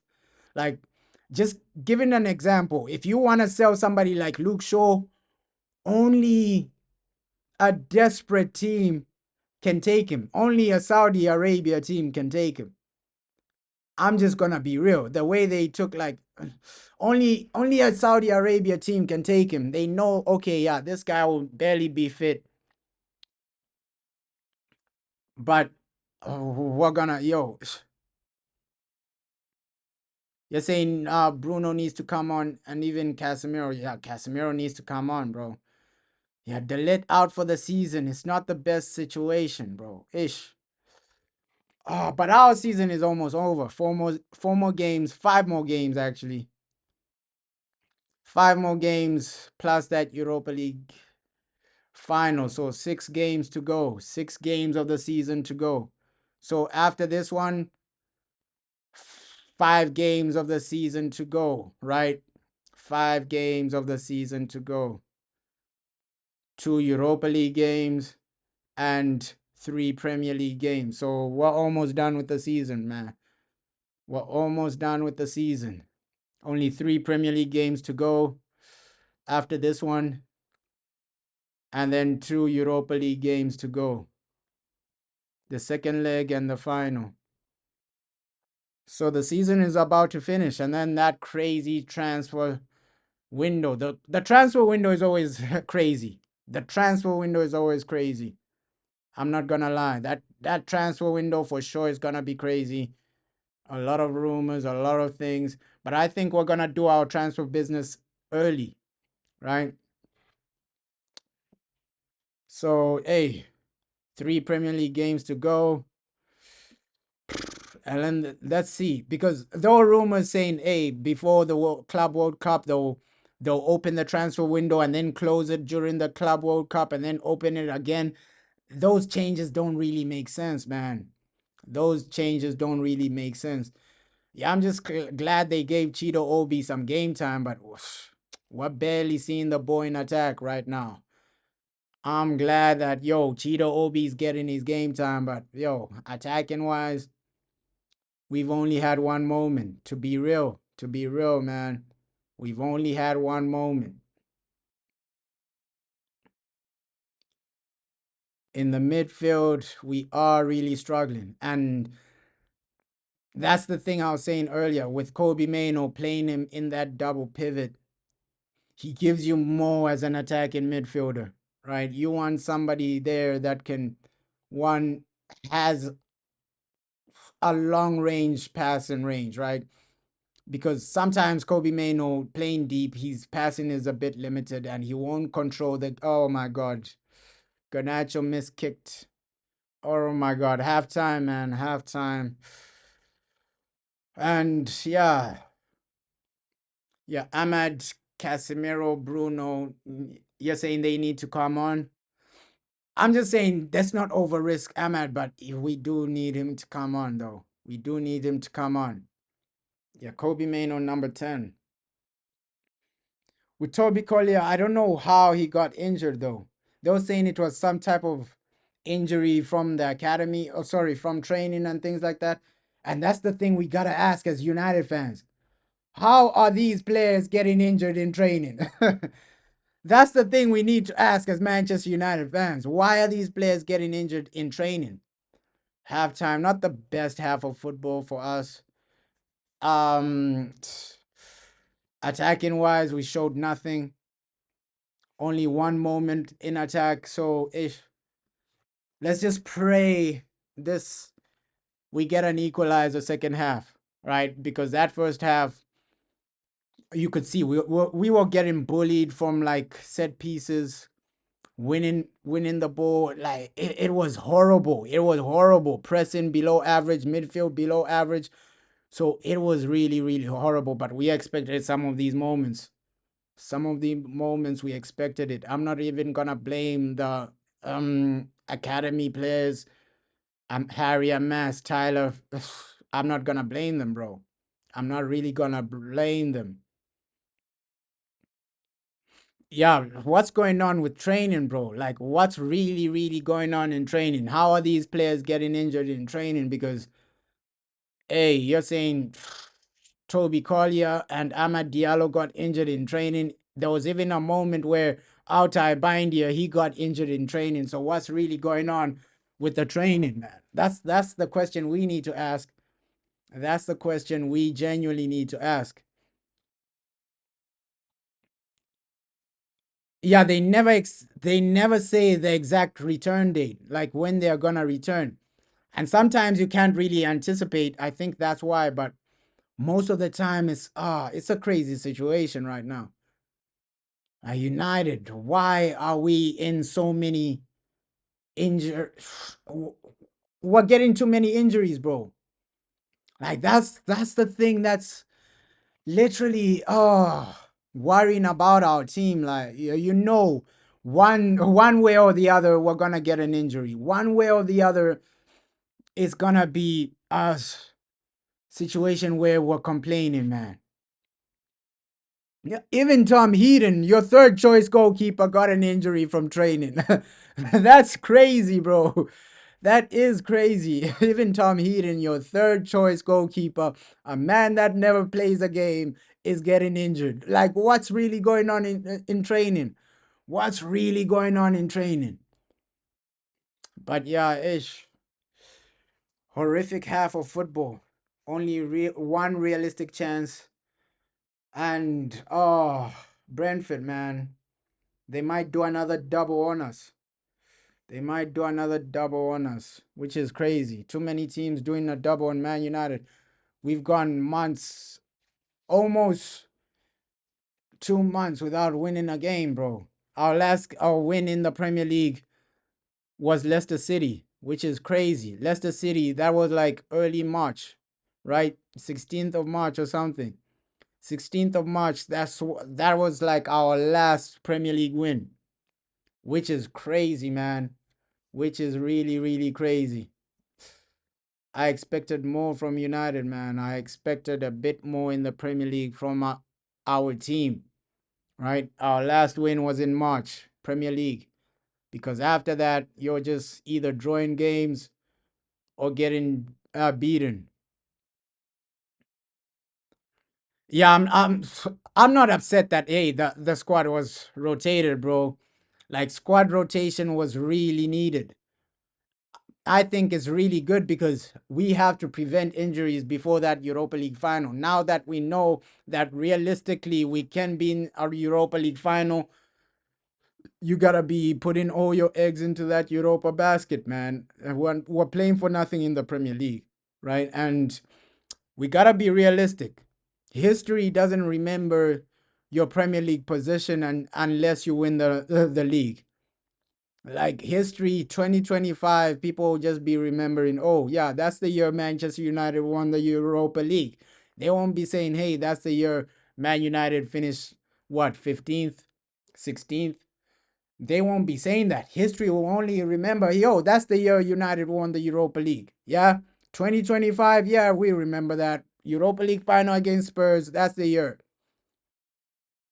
So although I'm extremely disappointed how we've been playing in the Europa League, but in the Premier League. But hey, at least we have a Europa, man. You're saying you think we're going to play Bordeaux in the final, so maybe we are fine. Nah, bro, I don't think it'll be a Bordeaux situation. If Tottenham bottle it and it's Bordeaux, then I'll be extremely surprised. But hey, you can never know with Tottenham, bro. Anything can happen with Tottenham. let's just imagine for a second we weren't in the Europa League. This game would still be meaningless. Yeah, yeah, true, bro, true. This game would still be meaningless if we weren't in the Europa, because truly you're not really gonna get nothing like top four, nothing like top six. So I get that, but we still can't be getting beaten by teams like Brentford, bro. Us, even if it's like towards the end of Europa League situation like that, you can't still be getting beaten in these types of games, right? That should be our mindset. Okay, games like this, let's not get beaten, bro. Let's not get beaten. Even if it's meaningless towards the end of the season, let's not get beaten. Have you seen Bordeaux? Not too much, bro. You're saying they are like wild dogs in their home ground. Oh, Bordeaux. Yeah, in their home ground. But hey, scoring 2 goals, scoring at least 3 goals without reply. I think Tottenham can get at least 1 goal, though. So let's see how that game goes, bro. Because Tottenham are going into their home ground with an advantage. These guys have to score like 3 goals to win the game. Can Tottenham be losing 2-0 without reply? That's gonna be hard. It's gonna be a hard game for the Bordeaux. It's gonna be hard, regardless of how the ground is, bro. I don't think Ange Postecoglou is gonna throw it away just like that. Because he knows if he throws away a lead like that, they're gonna fire him on the spot. They will fire him on the spot.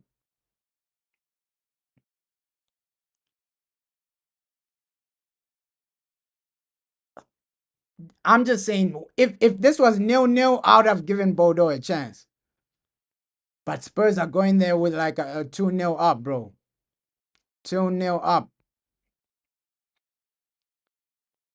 You're saying they came to 2-0 against Lazio. Damn, and then it went to penalties.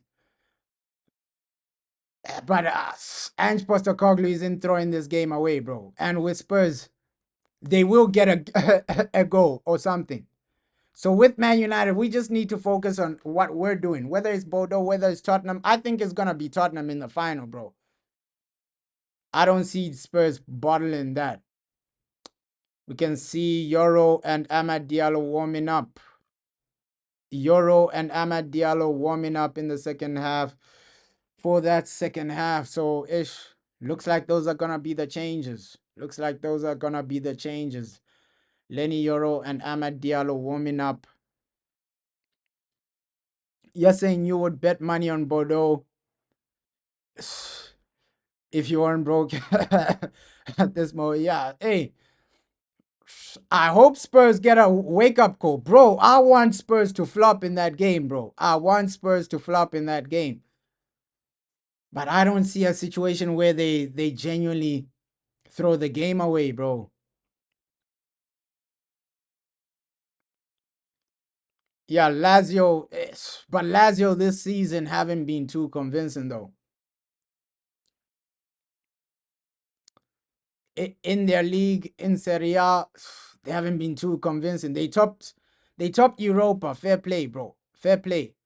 But do Spurs let a lead like that swindle? And I don't trust a team that allowed Tottenham to score 3 goals, right? Let's just forget these guys allowed Tottenham to score 3 goals past them without a red card, without penalties. So, hey, I don't see a situation where Bordeaux they get 2 goals without Tottenham getting 1 or 2 as well.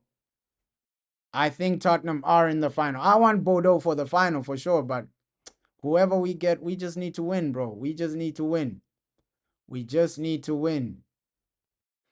Looks like Ahmad is coming on, bro. Ahmad Diallo. We need him. I'm coming. We need him.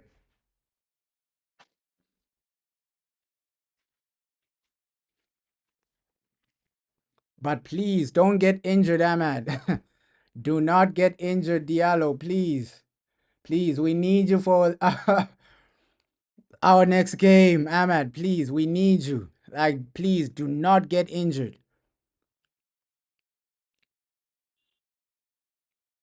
You're saying if sloppiness was a person, it would be Obi. Not the best half from Obi, bro. Genuinely, attacking wise, we had nothing in the game, bro. Not the best half from Cheetah Obi. Attacking wise, we had nothing in the game. Nothing in the game, right? We were barely creating. The only chance we created was that Garnacho to Mason Mount chance. It was a brilliant chance, bro. It was a brilliant chance, but we'll see what Cheetah Obi does second half. I want the guy to play a full game, bro, so that at least give him a run of games so that we have no excuses, right?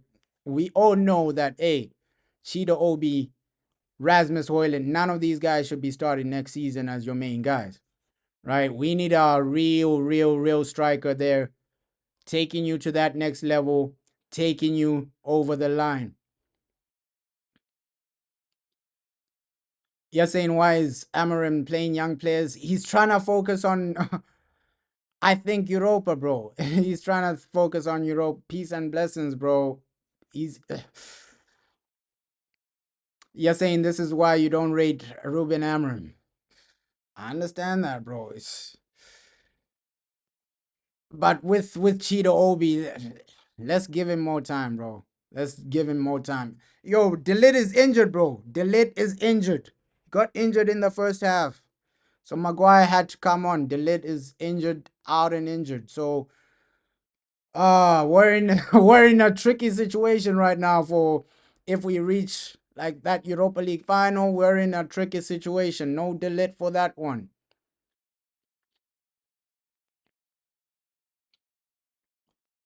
Yeah, that's why we don't want to like be just buying young players.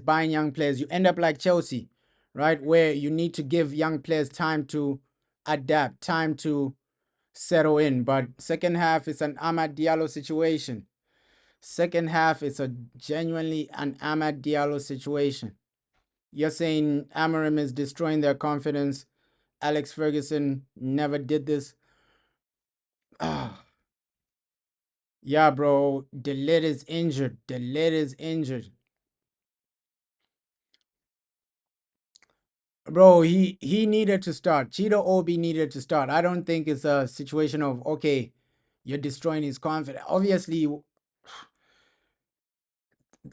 the situation we're in is not the best conditions for young players to thrive, right? Where you're always losing, you never have consistency as a team. It's not the best. Nah, Dillet walked off, bro. It wasn't a stretcher. He walked off.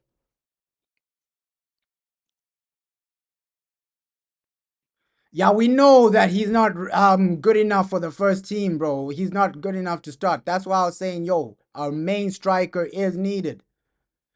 Nobody is saying Cheetah Obi needs to be the main guy next season, bro. We all know, yo, either Guy Corez, somebody else needs to come in. We know that. Second half, bro. Second half. Let's go. Second half. Let's go.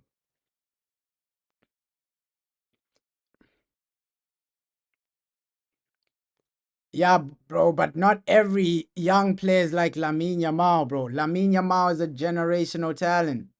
He is a generational talent, bro. So he's not gonna be inconsistent like other young players. He's gonna. Lamine Yamal is almost like Messi, Ronaldo. These are generational talents, bro. When they come into football, they're already performing. Wayne Rooney, generational talents, bro. You can't, you can't say the same thing. So hey, Dogu and Luke Shaw coming off.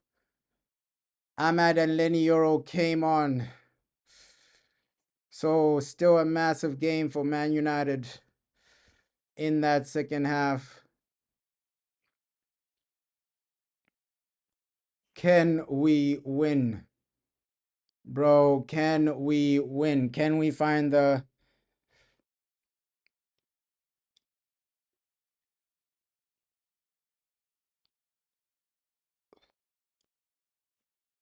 Bro, Lamine Yamal is a generational talent, bro. You can't compare like a Cheeto Obi to Lamine Yamal, right? The guy's a generational talent. He came in firing, bro. Such guys, they don't even need time. Such guys, they don't even need time.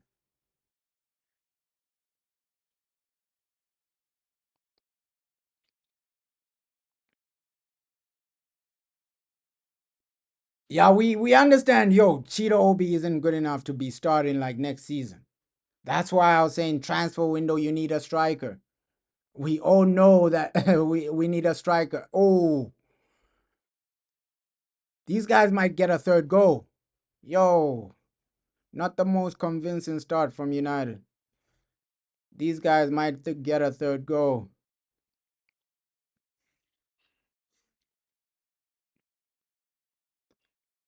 Come on.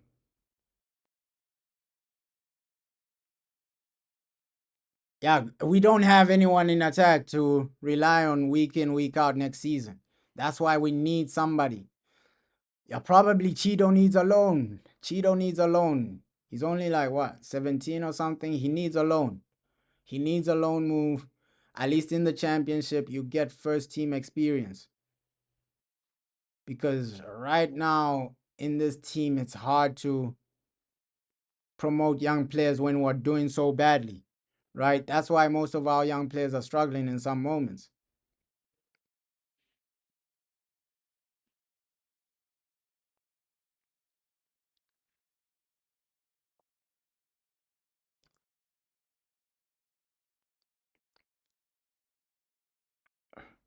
Yo, nobody's saying we need to be patient, bro. I understand, bro. Like, hey, the patience from a lot of fans, it's just it's phasing out because we've been patient for such a long time, bro. Such a long time. I understand that. Yo, that's why I'm saying summer transfer window, we need to cook. Because a lot of fans, we've been waiting for over 10 years to win the Premier League.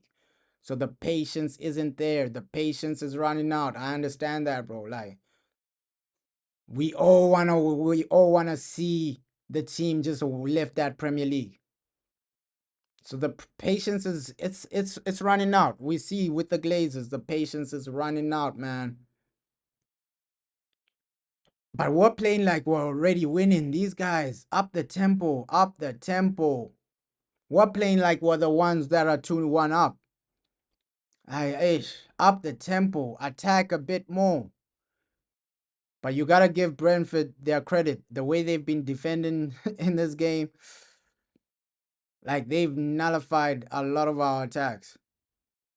Like they made sure, okay, Cheetah Obi's isolated. If you just see the way they're playing, they've made sure, okay, our main striker is isolated right now. The guy has been isolated right now. Cheetah Obi, man, isolated right now, man.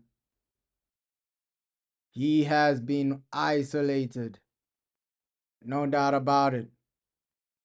No doubt about it. Come on, United.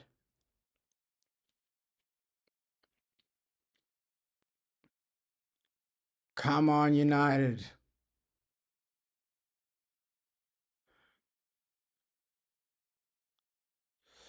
Not the type of game we were expecting. I never expected it to be like 2-1 by this time. Of course, I expected it to be hard, but not this hard. You're saying you're not sold on Ogate, man. Yeah, with Ogate, it's he's not the type of midfielder you use when you're trying to like play great football, when you're trying to like dominate the game, right? He's the guy you use when you're genuinely just defending. In the midfield, he will he will struggle in a possessional team. That's why PSG let him go. Like PSG, they knew, okay, if we want to play better football, we gotta sell Ugarte. But he has his uses, man. He has his uses. He has his uses, Ugarte. because there will be some moments. Yeah, if you're just defending, Ogate is the guy. But yeah, you're saying Obi Martin is slow. Why doesn't he want to press? Bro, we're all struggling right now. You like Ogate? Yeah. Ooh.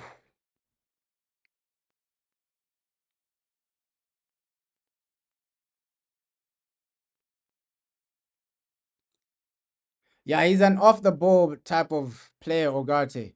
Right? If you wanna like, he's not gonna do what somebody like Rodri does. So yeah, if you wanna like play great football like the way Man City play, for sure you're not gonna have somebody like Ogate in your team. You're gonna have like somebody like Rodri. If you're a team that like keeps the ball, things like that, somebody like a Busquets, somebody like a Rodri, those are the types of players you're gonna have. But if you're like a defensive team like us, Ogate is the perfect guy, man, because you're always defending. He's an off the ball. You barely have the ball. He's an off the ball type of player. So yes, Ogate is perfect for like what we have. We barely have the ball. So you're gonna need him for his energy and his running, man.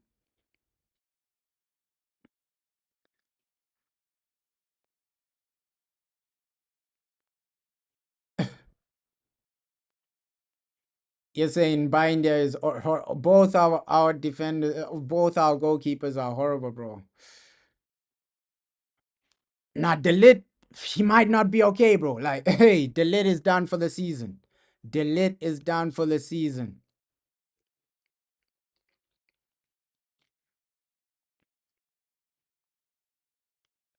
You're saying we need Osimhen. Osimhen is a great option, bro. Osimhen Gyökeres, I'll be okay with both of them.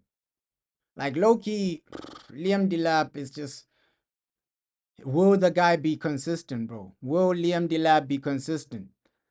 That's the thing. Like, will Liam Delap be consistent? That's the thing we gotta ask. Yo, Liam, are you consistent? Ish. Think we might just lose this game, man. The way we're playing, it's not really too convincing. Another situation where we're underperforming.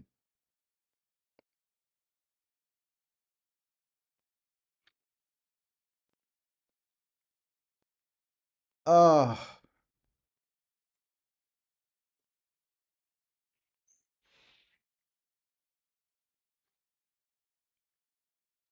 yo, we are struggling right now. We are struggling, especially attacking plays. Attacking plays, we're struggling. Brentford have played extremely well against us. Extremely well against us. And we've seen, okay, Premier League. I don't know why we're struggling with Premier League teams this season. Is it physicality? Is it just mindset? Is it just breaking down? Because if you're saying, okay, over a month, we barely won a Premier League game for over a month, it's a bit sad, bro. It's a bit sad. Over a month, no Premier League win. It's a bit sad, bro. It is a bit sad.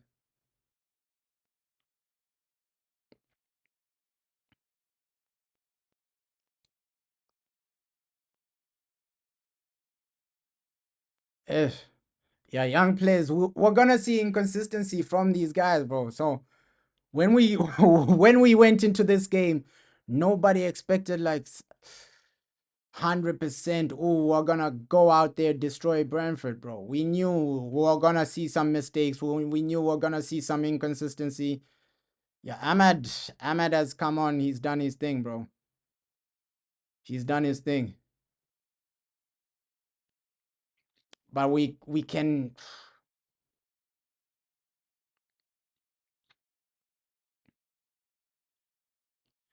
Yeah, probably no more motivation to play, bro. Like, hey, Man United, we lack motivation to play. You can see that. Okay, yeah, Premier League, what's there for us? We saw this under Ralph Ragnick, right? When Ralph Ragnick became the interim, yo, people stopped playing. People stopped playing, man.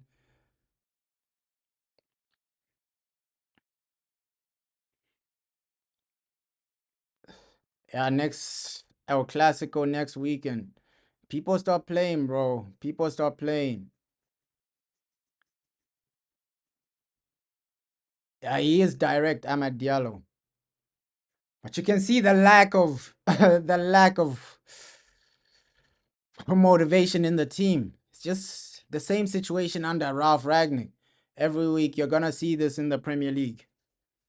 Every week we're gonna see this in the Premier League. Just like the Ralph Ragnick era, we're gonna see this where players they don't just wanna play.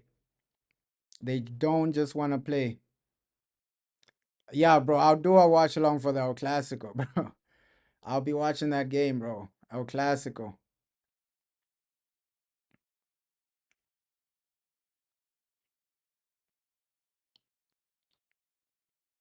With Ahmed, he has a lot of quality, bro. Like Diallo, hey, quality on the ball, off the ball.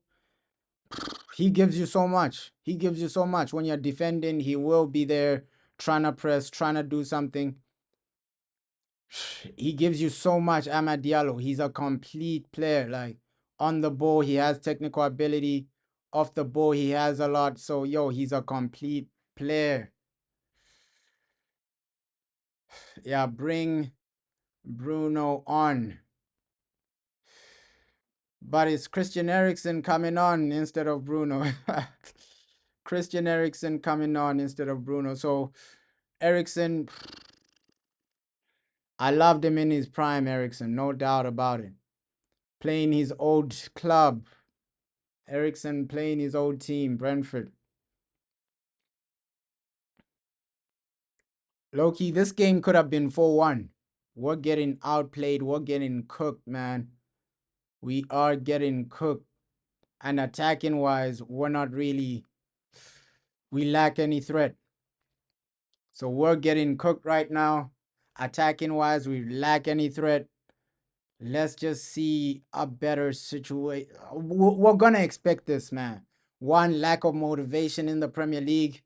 Two, we're really not really playing for anything. Hey, Christian already been a threat. Cheeto Obey. Oh, Cheeto. Let's hope he gets his goal. If it's a situation where he equalizes, I'll be happy for him. With academy players, even when they're not playing well, you still want them to perform, bro. You're not gonna overly criticize them just based on okay, yeah, they've played below 10 games in senior football. Guys like Harry Amas, Chido Obi, Tyler, these guys have below 10 games. They've started below 10 games in senior football. So of course, you won't expect the best scenario, the best situation, right? Not everybody is like Lamine Yamal just turning up for your first 10 games. You're turning up like an animal, right? Not everybody's like Lionel Messi. You're just turning up like an animal.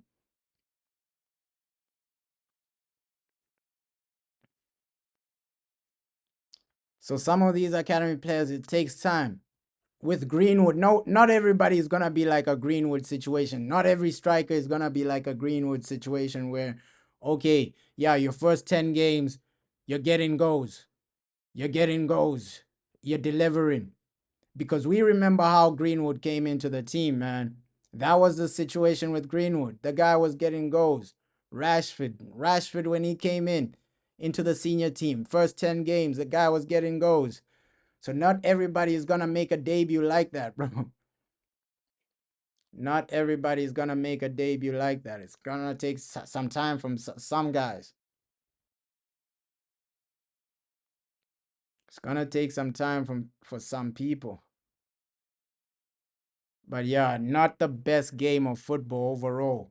Like if you're judging on okay, the quality of this game, Man United, we haven't turned up.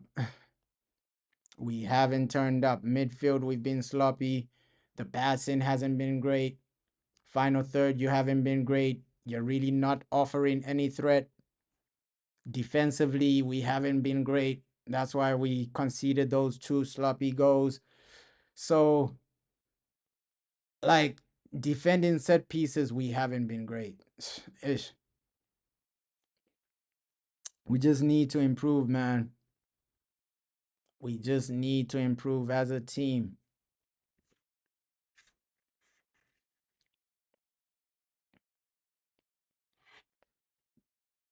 Let's just hope we end it with something, even if it's a draw. Just get an equalizer.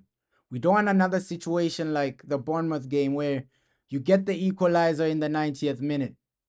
That's the worst thing to do, man. The worst scenario to be in. You get the go in the worst scenario. That's the worst scenario to be in, man. Oh, come on.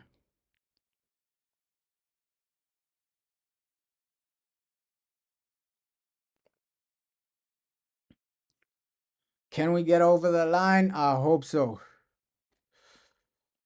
But United, do your thing. Do your thing.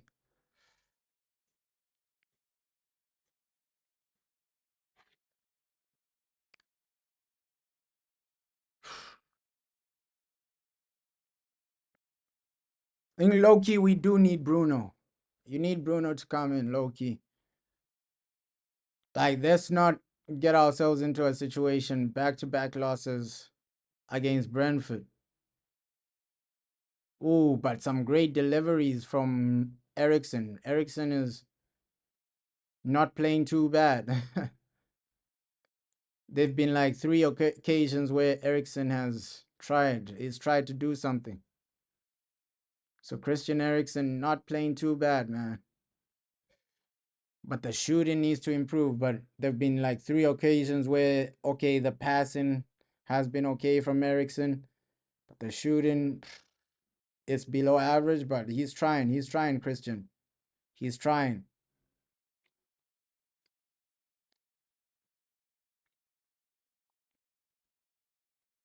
Come on, United. Just one goal. That's all we're begging for. At least one goal before the 80th minute. Then you can think about Fergie time winners.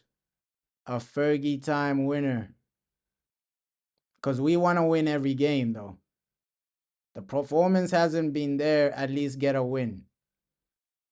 All right. This is not a performance we can look back and say, oh, we remember this. We rate this. Come on.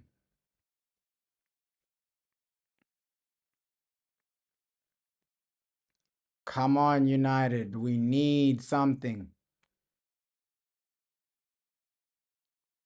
We need something.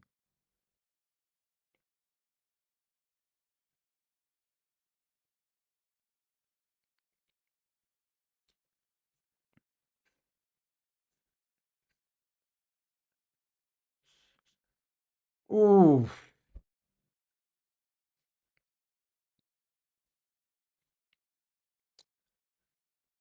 This has been another boring Premier League game. I won't even lie. I won't even lie. Nah, El Clasico isn't today, bro. El Clasico isn't today, bro. El Clasico is next week. After the Champions League, then it's El Clasico. Today, Real Madrid won. Real Madrid won their game against Celta Vigo. They were playing just a few minutes ago, bro. Mbappe got two goals or something. So Real Madrid won their game, bro.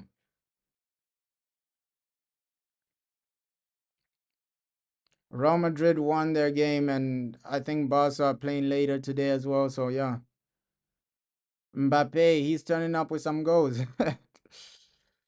After Real Madrid are done and dusted in every competition, their players start turning up, winning games now.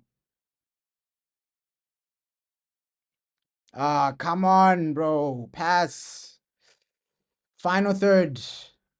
passing hasn't been good enough, man. The final third passing hasn't been good enough. Yeah, good for Mbappe, man. Good for Mbappe, but a lot of people see his season as like a flop still. Like with Mbappe, they'll see his season as a flop because Real Madrid didn't bring Mbappe for goals. They brought him to win another Champions League. They brought him to win another La Liga trophy. So Mbappe going without a trophy, a lot of people see it as a flop. But at least the guy was a free transfer. That's what people would be looking at. Yo, that's why people are not cooking Mbappe too much. He was a free transfer.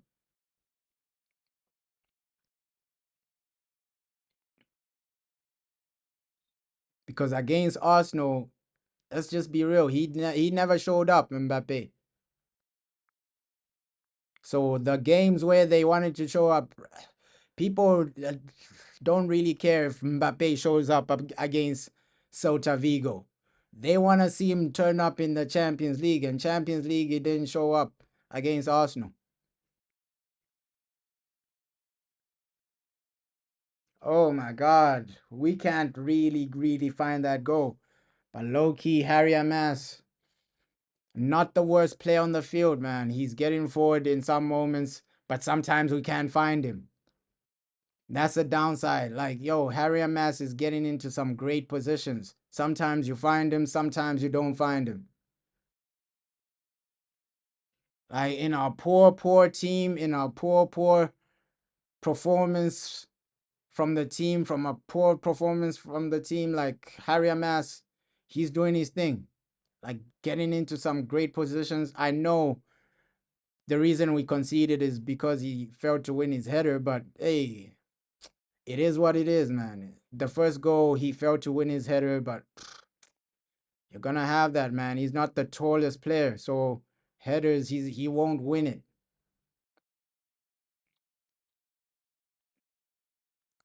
But besides from that moment, and considering he's still like an academy player, less than 10 games, Harry Amas has been getting himself into like some good positions, man. He's he's been the better of the rest, right? Ish. Oh, this Premier League season is one to forget, man. It's one to forget. Because you're getting cooked by Bournemouth, you're getting cooked by Wolves, you're getting cooked by Brentford. Everybody is cooking you this season. So this is a season to forget, man. This is a season to forget.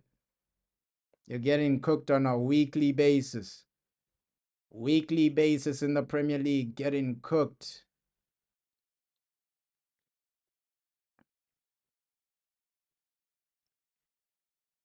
Yeah, ish. We're getting cooked every week. This Brentford team, bro, they're there for the taking as well. They're there for the taking. So it's like everybody's cooking us this season. It's like we've lost a game to everybody except the guys that are getting relegated. Right? That's actually crazy. Except for the guys that are getting relegated and Chelsea. So we've lost a game to every team except the guys that are getting relegated and Chelsea. That's crazy, man. Oh, and Man City. Man City, Chelsea are the only teams we haven't lost at least one game to this season. Liverpool beat us, Arsenal beat us, Tottenham beat us, Brentford beat us. So every team except the guys in the relegation have beaten us this season, which is crazy, man. Which is crazy. Which is crazy. Oh my God. 3-1, man. 3-1. Oh, and you can't even say you're surprised. You can't even say you're surprised. You can't even say you are surprised. A 3-1 situation. You can't even say you're surprised right now. Everybody in the Premier League is cooking you, man. Everybody's cooking us.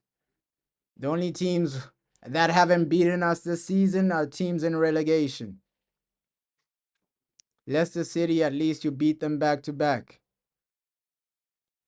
Looks like you're gonna get cooked this season, man. We've lost to Newcastle this season. We've lost to Bournemouth this season. So everybody you're facing is cooking you, right? Ish. We're getting cooked by everybody this season. We're getting cooked by everybody, except for the guys getting relegated. It's embarrassing. And if Chelsea beat us, then, yo, it'll be everybody in relegation except for Man City. Oh my God, man. Oh my God. So more than 10 teams in the Premier League have beaten us this season. That's crazy to think about, bro. That is crazy to think about. Everybody is cooking us this season.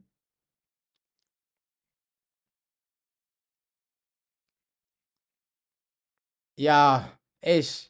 This team is 10th, bro. We're struggling. So more than 10 teams this season. And there's also another crazy, crazy record, bro. We haven't won a Premier League game since March. Our last Premier League win was Leicester City, a team in relegation. Oh, you're saying a scheduled show. Yeah, bro. We're getting cooked every week in the Premier League. Every team is cooking us week in, week out. You're getting cooked. You're getting destroyed. Oh, Cheetah Obi, horrific touch, brother. Horrific touch. But we're getting, yo, yeah, there've been many teams that have done a double on us, but not even a double. Teams have just been beating us, bro. Teams have just been beating us this season. We've lost this season to Newcastle. We've lost this season to Bournemouth. We've lost this season to Brentford. A lot of teams have been cooking us. Over 10 teams have beaten us this season. Which is crazy, man. Which is crazy. Our Premier League record is horrific, bro. Horrific, bro. Yeah, we failed to like win 2 Premier League games in a row. Right? Our last Premier League win was over a month ago. Over a month ago, Manchester United. Imagine that. Over a month with no Premier League win. Oh my God, 4-1. 4-1. We're getting cooked like crazy right now. 4-1. We're getting cooked like crazy. We are getting cooked like crazy. Yo, they're celebrating like there's no tomorrow. We're getting cooked like crazy, man. Oh, yo, 4-1. And looks like no clean sheet for out die by in the air. Oh my God. Like we're just getting cooked week in, week out. It's a weekly cooking for Manchester United in the Premier League, right? This is a season we've conceded the most amounts of Premier League goals. Oh, yeah, this is like the Ten Hag 4-0 to Brentford, bro. We're getting stir-fried, bro, and put on a plate right now. Ish. Oh, it's like a weekly expectation in the Premier League. Oh my God. We are getting cooked. Let's hope the offside saves us. Let's hope the offside saves us, but we are just getting cooked. Yo, we got boiled and fried, bro. We're getting cooked right here. And the way they're cutting us open is embarrassing, though. Like, that fourth goal is embarrassing, where 2 players are one-on-one with your goalkeeper. That fourth goal is embarrassing as well, bro. Bro, I think all the goals were just conceding a joke. Let's hope offside saves us, but bro, the the fact that they're cutting you open and 2 players are one-on-one with your keeper, that's embarrassing. Let's hope it's offside, but yo, the fact that 2 players are one-on-one with your goalkeeper, they've completely taken your defense out of the question, bro.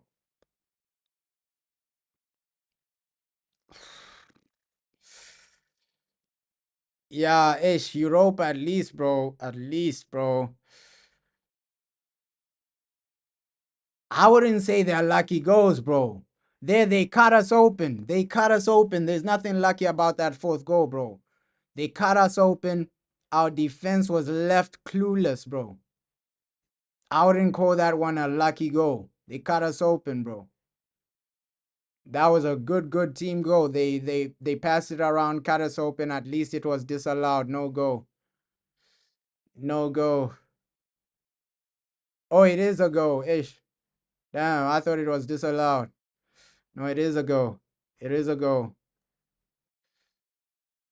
It is a go. Unfortunate for the academy player, Tyler, man. Tyler. Unfortunate for the academy player, man. Ish. You're coming into a team that's struggling into the Premier League. I wouldn't even blame him.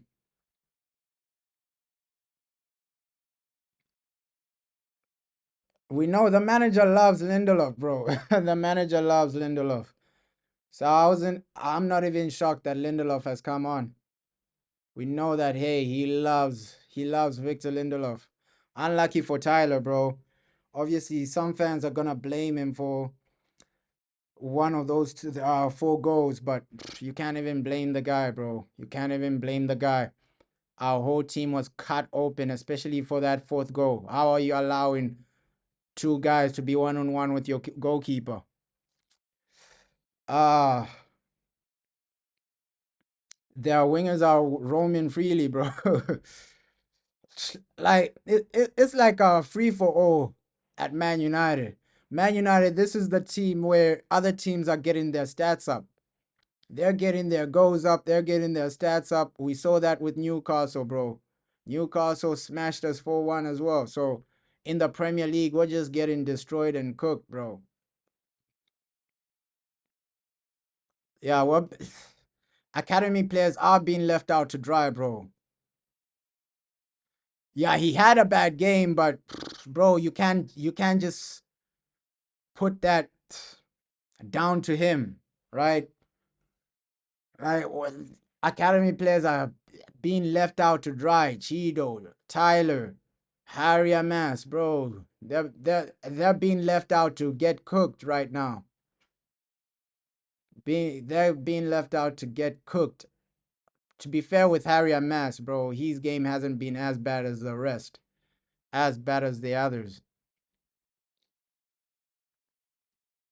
You're saying shows how important Bruno is. Without him, we don't create much. Yeah. That's why somebody like Cunha changes a lot, man. Like you just need more creative players. And we've been cooked though. We've been cooked defensively. I can't even say the defense was great because how are you being cut open like that? So here it's just what we expect in the Premier League, man. We're getting cooked week in, week out. Week in, week out. So it's not like, hey, we're out here surprised about the result. I don't think anyone is surprised right now.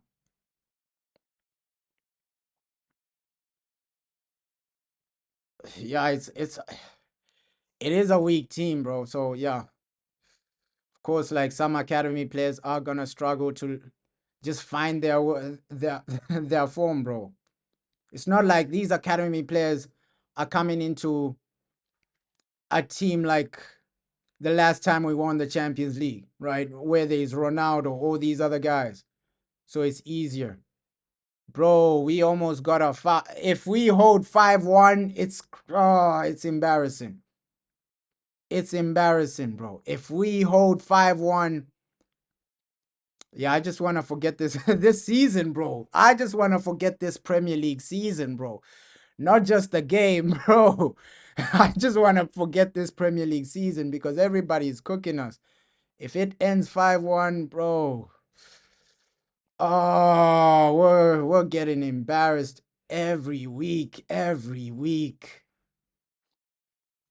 And right now, even if it's 10 minutes to go, you already know our loss is guaranteed. There's no way we're scoring 3 goals in 10 minutes. That loss is guaranteed. right now. That loss is guaranteed. You're saying Newcastle still 1-0 down to Brighton. Hey, that top four race is happening, bro. Yeah, bro. We got cooked in defense. That's what happened, bro. We got cooked in defense. 2 goals where they cut us open. Bro, it's just how we've been playing in the Premier League, bro. Like, hey, we're getting cooked weekly. Lack of concentration in some moments, and then they cut you open. Brentford, they've been the better team today, no doubt about it. And you can see Man United, we have a long way to go, a lot to strengthen in. So squad depth, it's not there. Midfield got cooked today. That's why I'm saying a moment where you don't play Casemiro, Casemiro ain't showing up. Your midfield is getting cooked like this.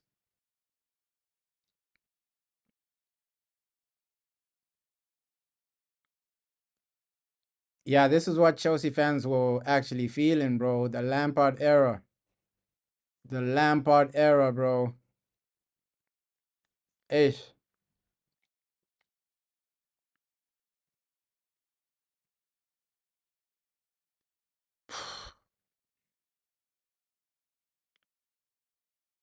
Yeah. With Sir Alex Ferguson had a plan, though. He knew, okay, let's get the best from other teams. Let's get players that are, ooh, at least Garnacho. One back. One back.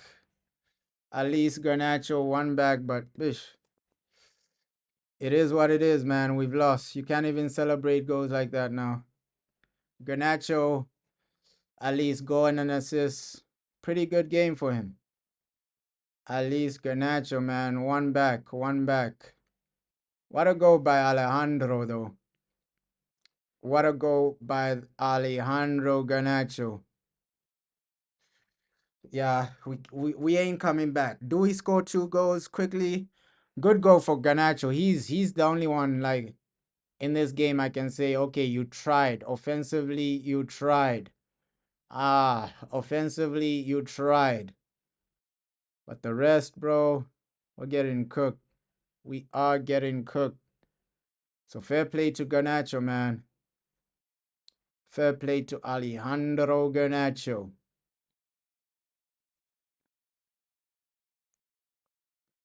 Oh, yeah, that's what we need to start doing as Man United. Get good players from other teams, bro.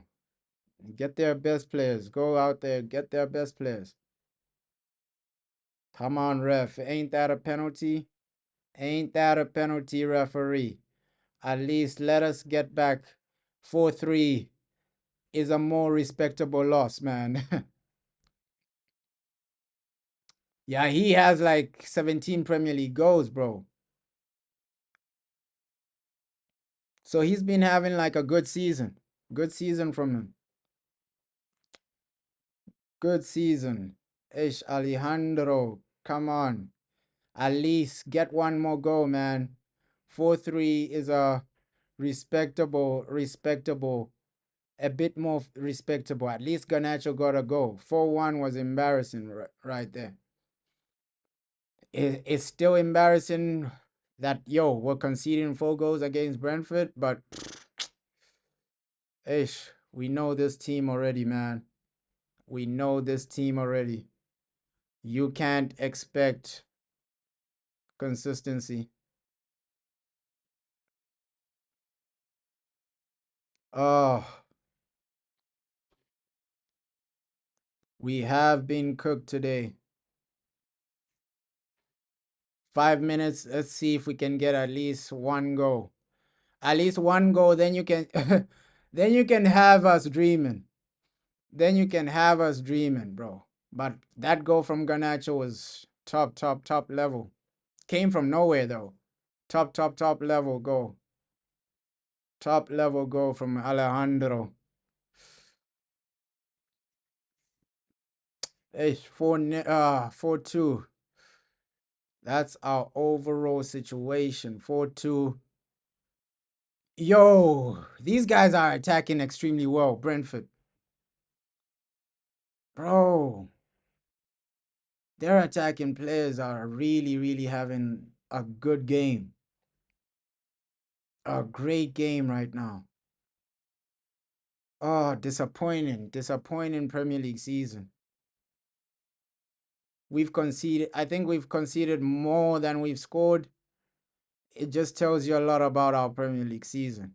Still negative goal difference in the Premier League.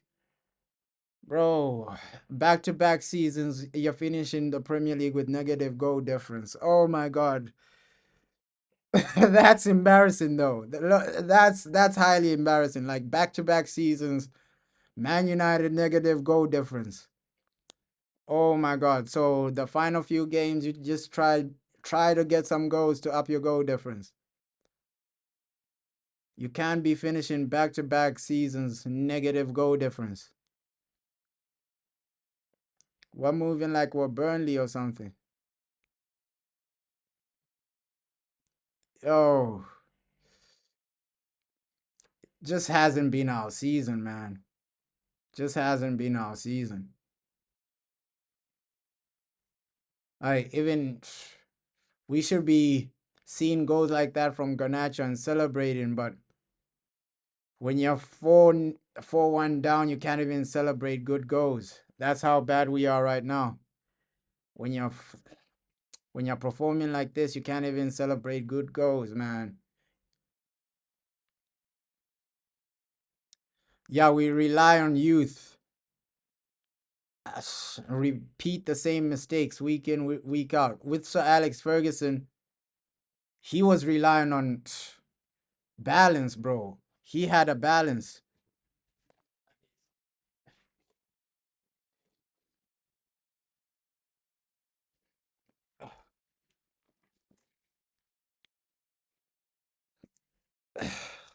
Yeah, that's another crazy stat, bro. We haven't won Premier League games, two consistent Premier League games in a row, bro. It's embarrassing though. It is embarrassing. It is embarrassing. Back to back seasons, negative goal difference.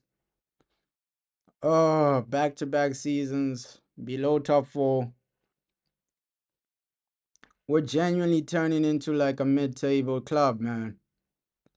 We're genuinely turning into a mid table club. Back to back seasons, negative goal difference.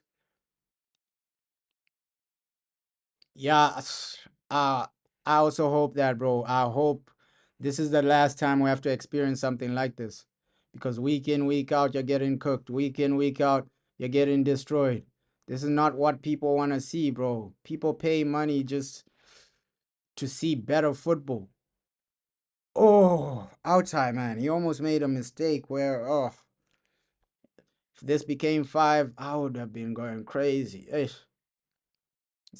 It's mentally draining, bro. Every week you're just watching your team get embarrassed, watching us get cooked, watching us get destroyed every week in the Premier League. Right? Your last win was what? March, early March. So over a month without a Premier League win. Over a month, bro. And we haven't had an international break in April. So the whole of April we didn't win, and then was starting May with a loss in the Premier League. So our Premier League record is so bad, bro. It is so horrendous. And right now, getting cooked week in, week out. Getting cooked a week in, week out. Come on, at least just give us one goal. One goal. Make it 4-3. Make it 4-3. That's how down bad we are. Cheeto OB. Oh, that's how down bad we are.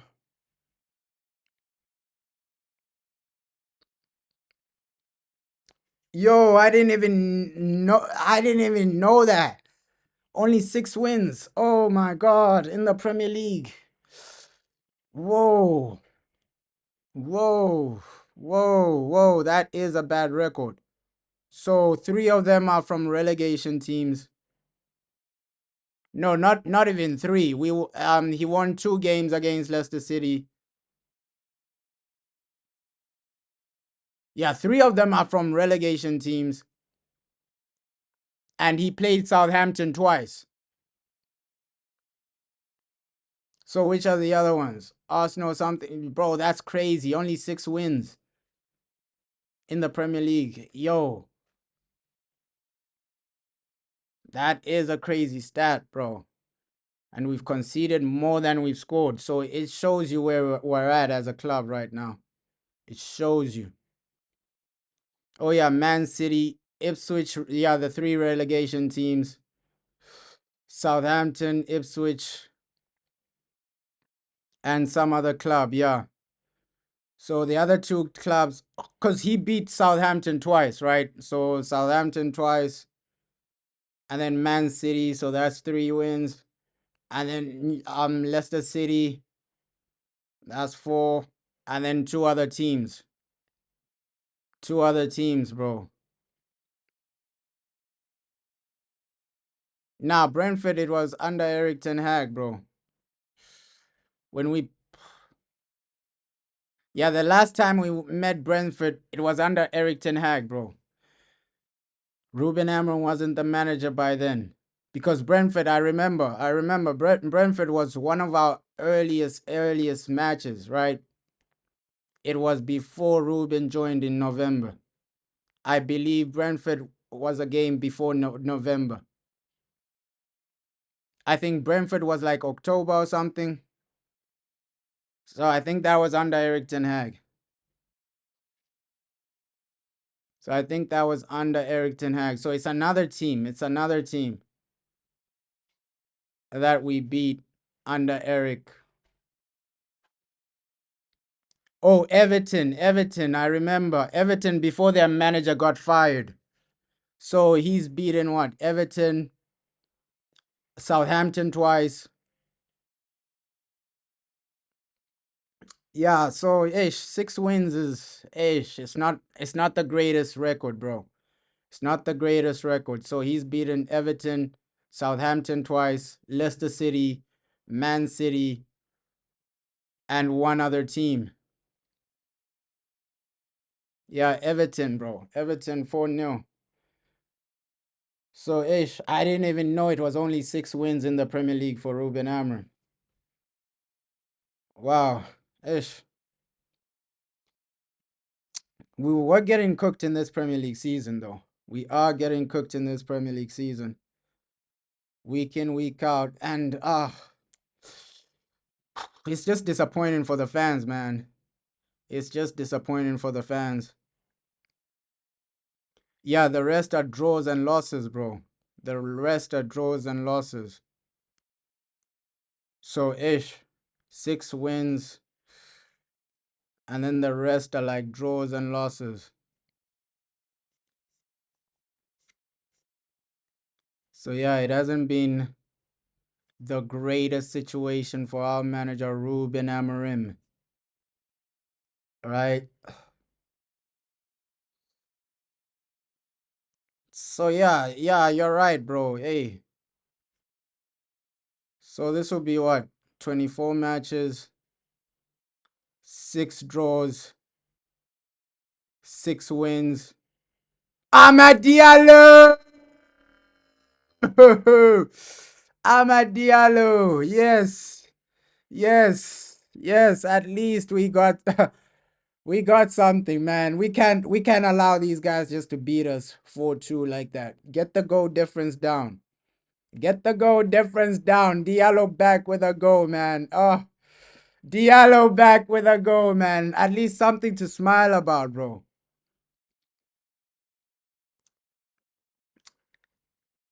8 wins.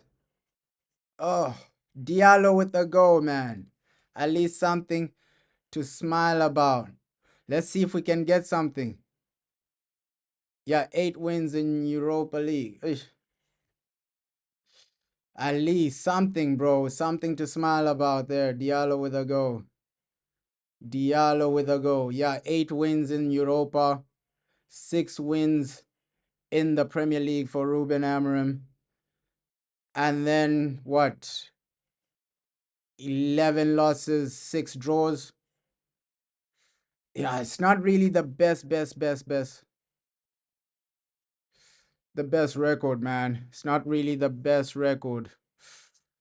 Yo, Diallo, man, we needed that. We needed that. Let's see. 2 minutes. Can you get an equalizer? Hope so. Yeah, two more in the FA Cup, but we lost that. So ish. But the Premier League record is the one that's bad, bro. The one that we need to improve next season. But Diallo, man, at least Ahmad coming in with a goal. Well done. Hey, it's a horrible game, but sometimes you just have to uh realize, yo, some of the good moments just celebrate it. Maybe we can get an equalizer. Maybe we can get an equalizer. Great goal from Garnacho and then a great goal from Amad Diallo, man. Sometimes in your bad moments, you just have to look at the positives, man. It doesn't rain every day. The rain will go away. I think next season we might be better, man. A fully fit Amad Diallo. Let's see. Cunha there. Bro, next season, the rain will stop. The rain will stop. Yeah, Thomas Frank, he's looking crazy, bro, because conceding, yo, those two quick goals we scored, now it's 4-3. He's gonna be upset with that. He's obviously gonna be upset, but there we go. Game over. Full time. Not the best game, right?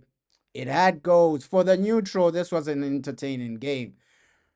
But for Man United fans, not the best result, man. Not the best result. Uh we've already ridden off the Premier League season, but yeah, another Premier League uh game where we're destroyed and shattered into pieces. So let's just hope the team can win Europa. That's all we hope for. But yeah, shout out everybody that